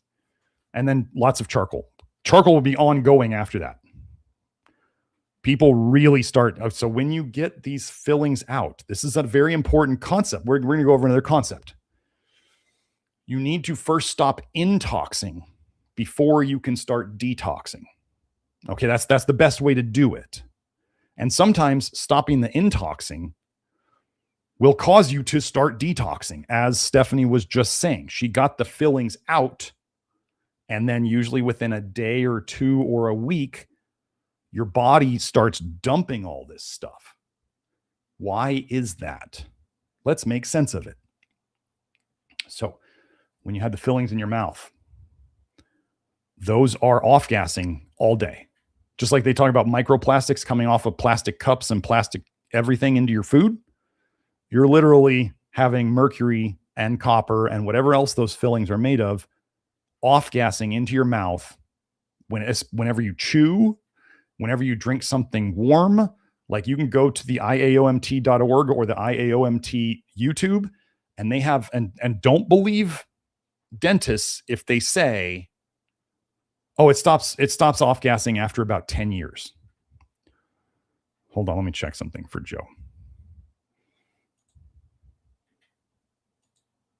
They'll say it stops off-gassing after about 10 years or whatever. And even naturopathic doctors will say that. They told me that in school. They're like, oh, they become inert after a while. I'm like, it's literally a chunk of mercury and copper in your mouth. When does that go away? Like, unless the only way I'd think that it wasn't a problem anymore would be if the whole filling had disappeared. And what does that mean? You probably absorbed it all.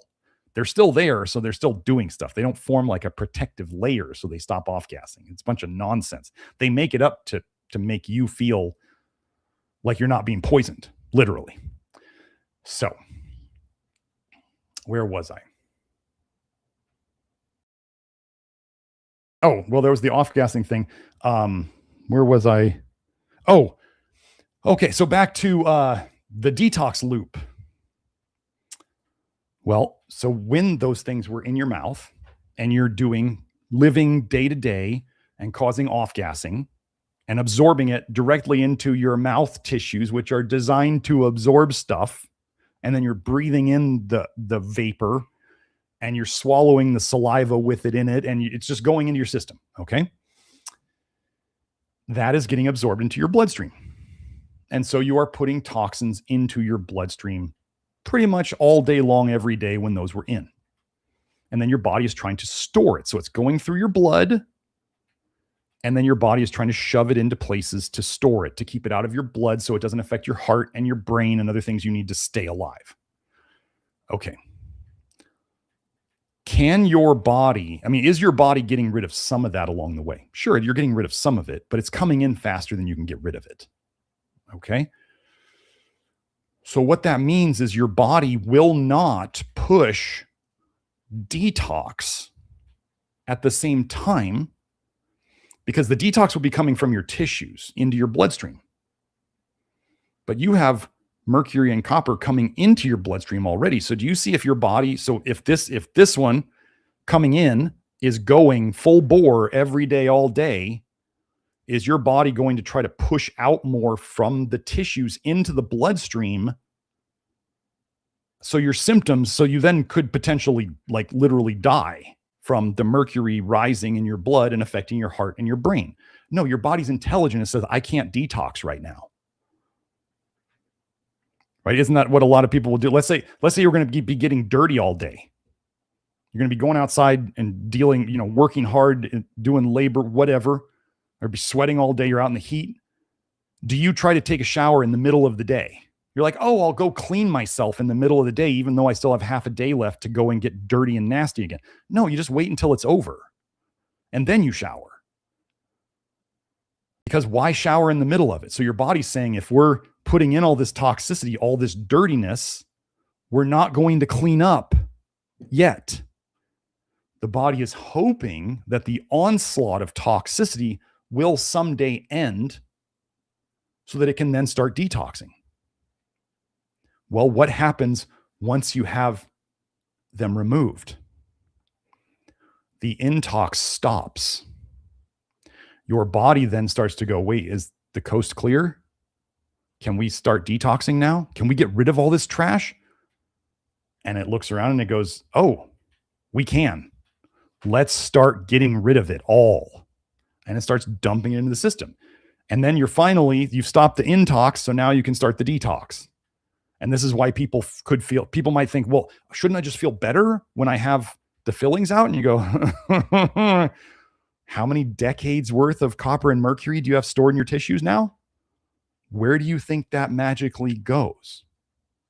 It has to come out of the tissues, which goes into your bloodstream, which then goes to your liver, which then goes to your bile. Your body's going to try to dump that bile. But if you're still leaking toxic bile because you're toxic and you've had fillings among all the other things going in for years, it's going to be leaking back into your system somewhat and causing you symptoms. And just the toxins moving from the tissues into your bloodstream, the bloodstream is where you feel most of your symptoms. So that is what I call, so like back to the detox loop.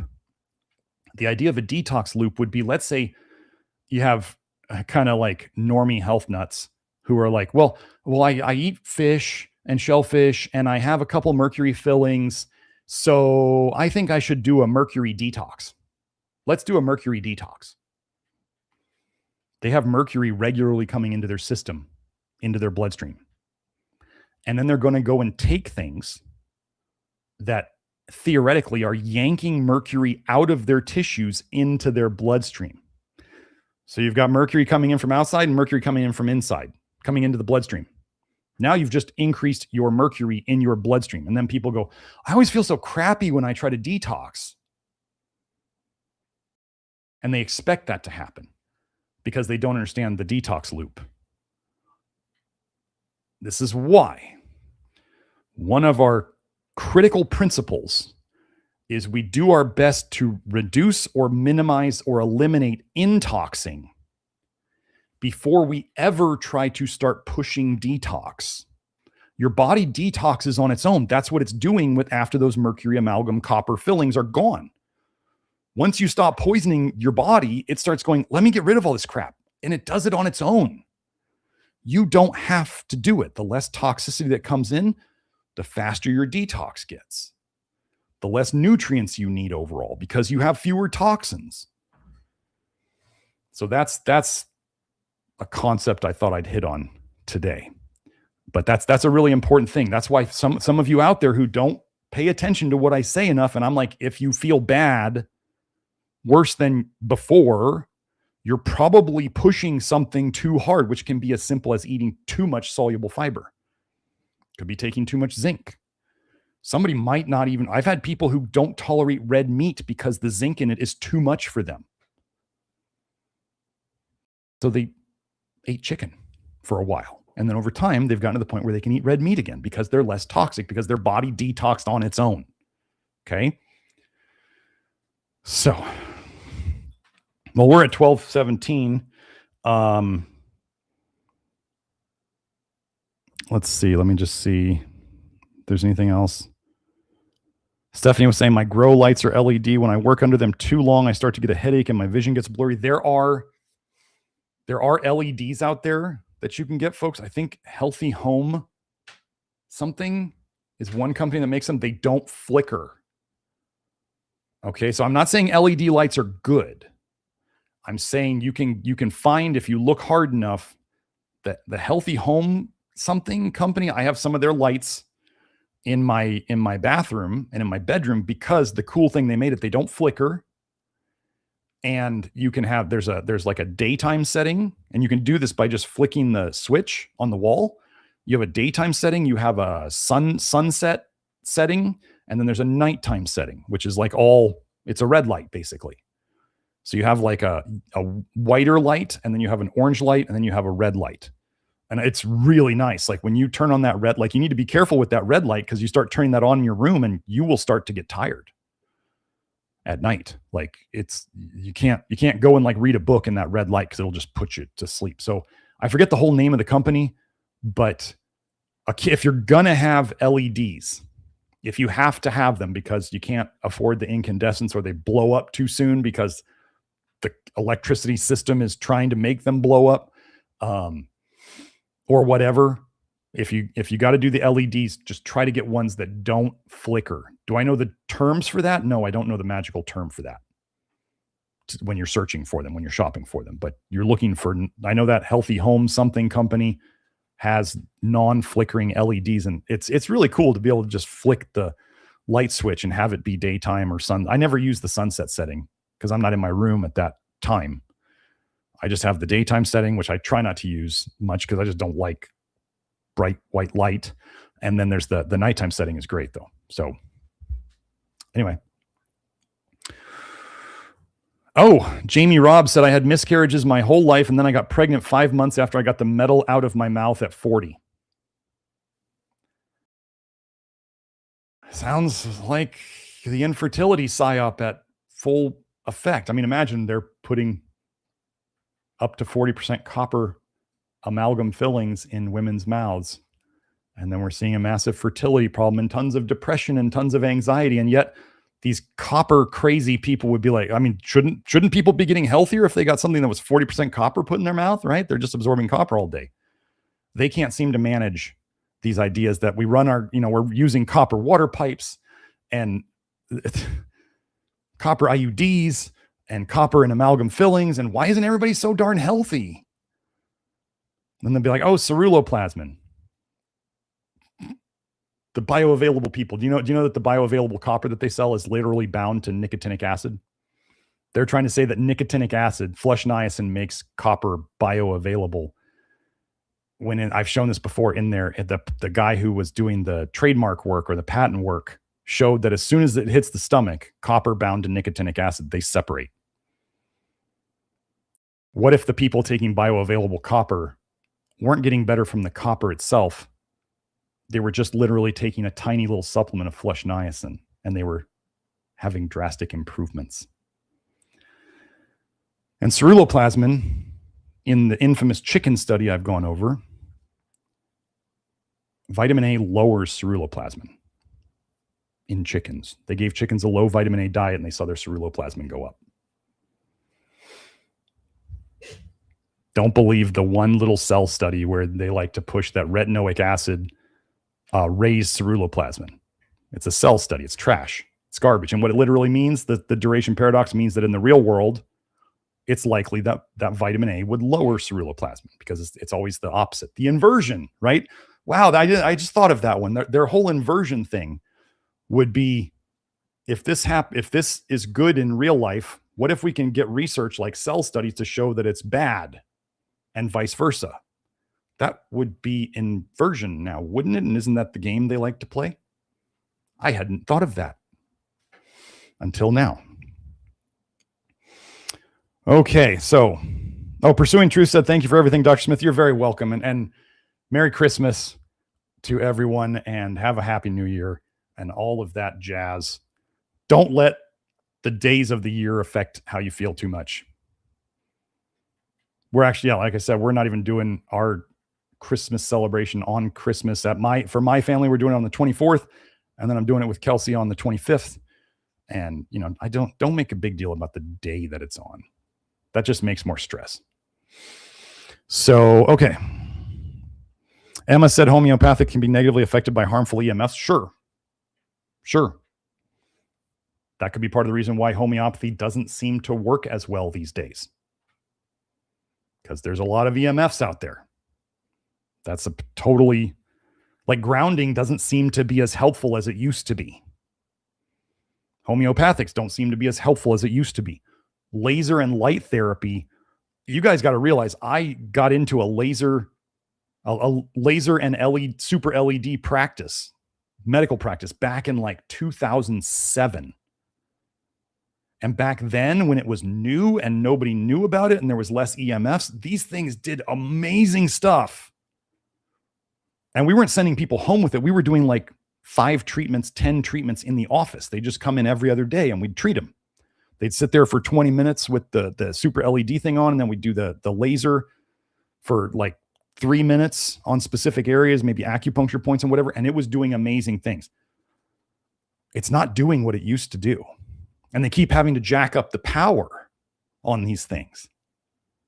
What does that mean? Something's in the way. Sound like the new Batman movie. Something's in the way. Anyway. Pierre reminded me that the inner circle is supposed to happen soon. So yes, I should respect that. We've been on for more than 2 hours now. I didn't know how long this was going to go today. I was actually thinking of ending it a little early, but you guys like it so much and I like doing it so much that it's just, you get me going and I want to keep helping people. So anyway, enjoy your holidays with your family. Merry Christmas. Happy New Year. Whatever you think of their origins or not, I'm telling you to have a good day and week and watch out for all the drunk, crazy people, and don't be a drunk, crazy person yourself. And take care of yourself. Take care of your mood. Take care of your physical health. Take care of your emotional health, which may mean not hanging around with people who are really bad for your mental health. And yeah, hope you all enjoyed that. I'm going to wrap it up. It looks like there's some good information in the chat. So for those of you who are in the chat right now, before you close out the window, you may want to just go look at the chat and review that there. You can also, on your YouTube channel, you can pop out the live chat. So you could keep it as a separate window. So you could keep it open for a very long time where it's its own window. So just an idea on that. Dagmar said, thank you for another great download. You're very welcome. Oh, and remember, for those of you who are out there promoting this work, remember, we're not getting shared around by the social media sites. So we rely on you guys to share us with other people. And I could tell that those of you who listened last week and you did it, we actually noticed a bump in new subscribers to the channel. Like, they really are suppressing us these days. So we noticed a bump. So that's likely because of what you guys did. And I'm saying, if you want to spread this, share it yourself with other people. Don't expect YouTube to share it. Don't expect anybody else to share this stuff.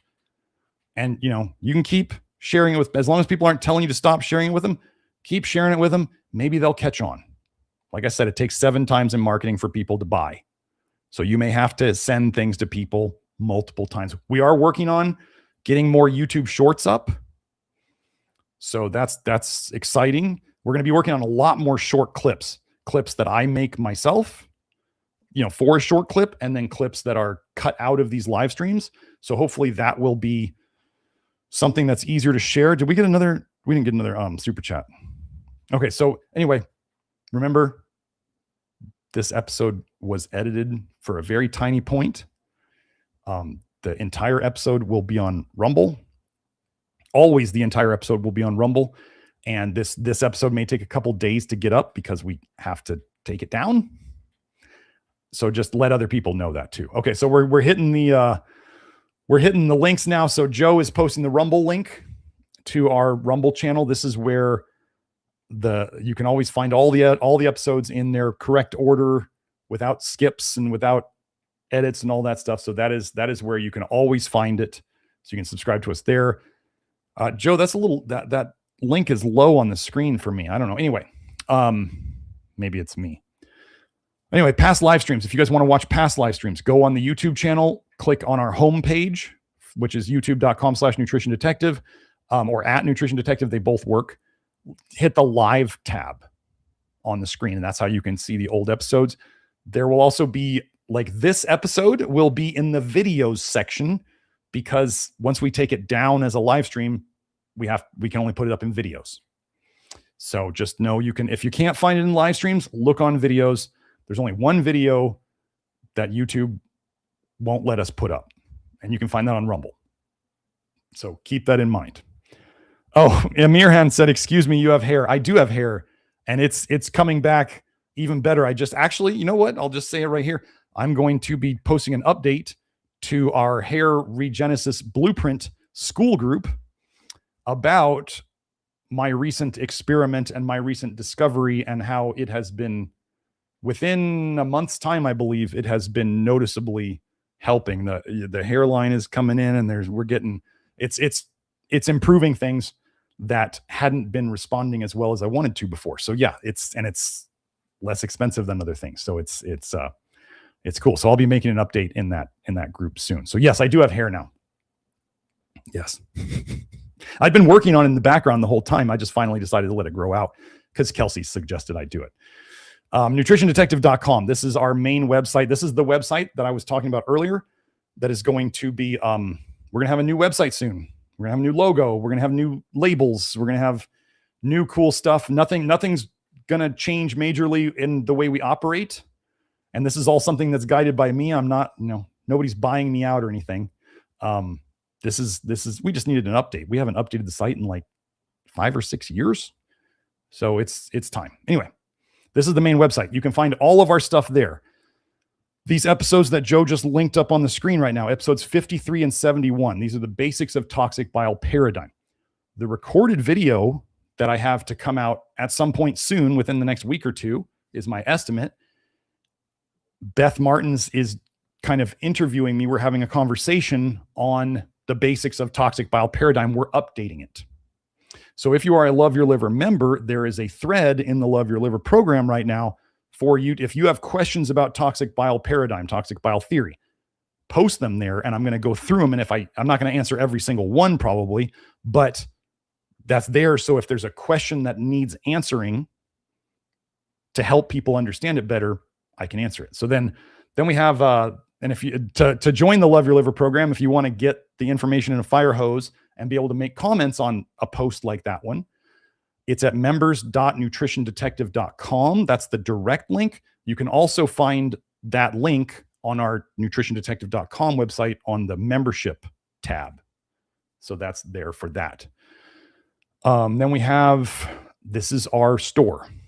If you wanted to buy our, minimal or no additive supplements and the stuff that the limited number of things I was thinking about, I remember somebody was trying to say that we had a lot of products, and I'm like, our products are different variations of the same thing. We got like the Keystone Minerals, which has zinc in it, and there's 2 variations of that. And then there's the zinc supplements that we have, the capsules, and then there's the liquid zinc. Like it's different forms of it in different doses so people can adjust it to themselves, which is what we want people to be able to do.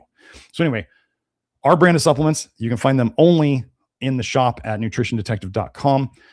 Then there is the VIP store, which is only for Love Your Liver members, which is, it's called the VIP store. But yeah, once you're a Love Your Liver member, you can get in there and get a discount. So this is scheduling a consultation, or what we call our testing and consultation packages. This is where you can work with one of our health facilitators, the lovely Kelsey being one of them, doing our blood tests, which is 4 blood tests. That's all we need, and a hair test. And then you can do an hour consult with one of our facilitators. And then you can do, you get 6 months access to the office hours, which is, I have an office hours once a week. Kelsey has an office hours once a week. Nathan has an office hours once a week. And you can come to those and ask questions. Yes, it's a small group, but you could come and get help from any or all of the office hours every week. Well, it's not every week. Sometimes we cancel them. Like mine's going to be on New Year's Day. And so we're not doing it then.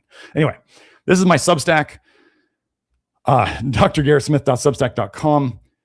I'm figuring out Substack because I don't know if you guys just heard, but Substack is in theory really trying to penalize some of the more out there writers on it they're actually monetarily punishing them with like chargebacks and stuff like that. So it sounds like Substack may be going the way of Twitter, which is sad, but they control everything. Don't think that you're on a messaging system that's encrypted and they can't get into it. Seriously.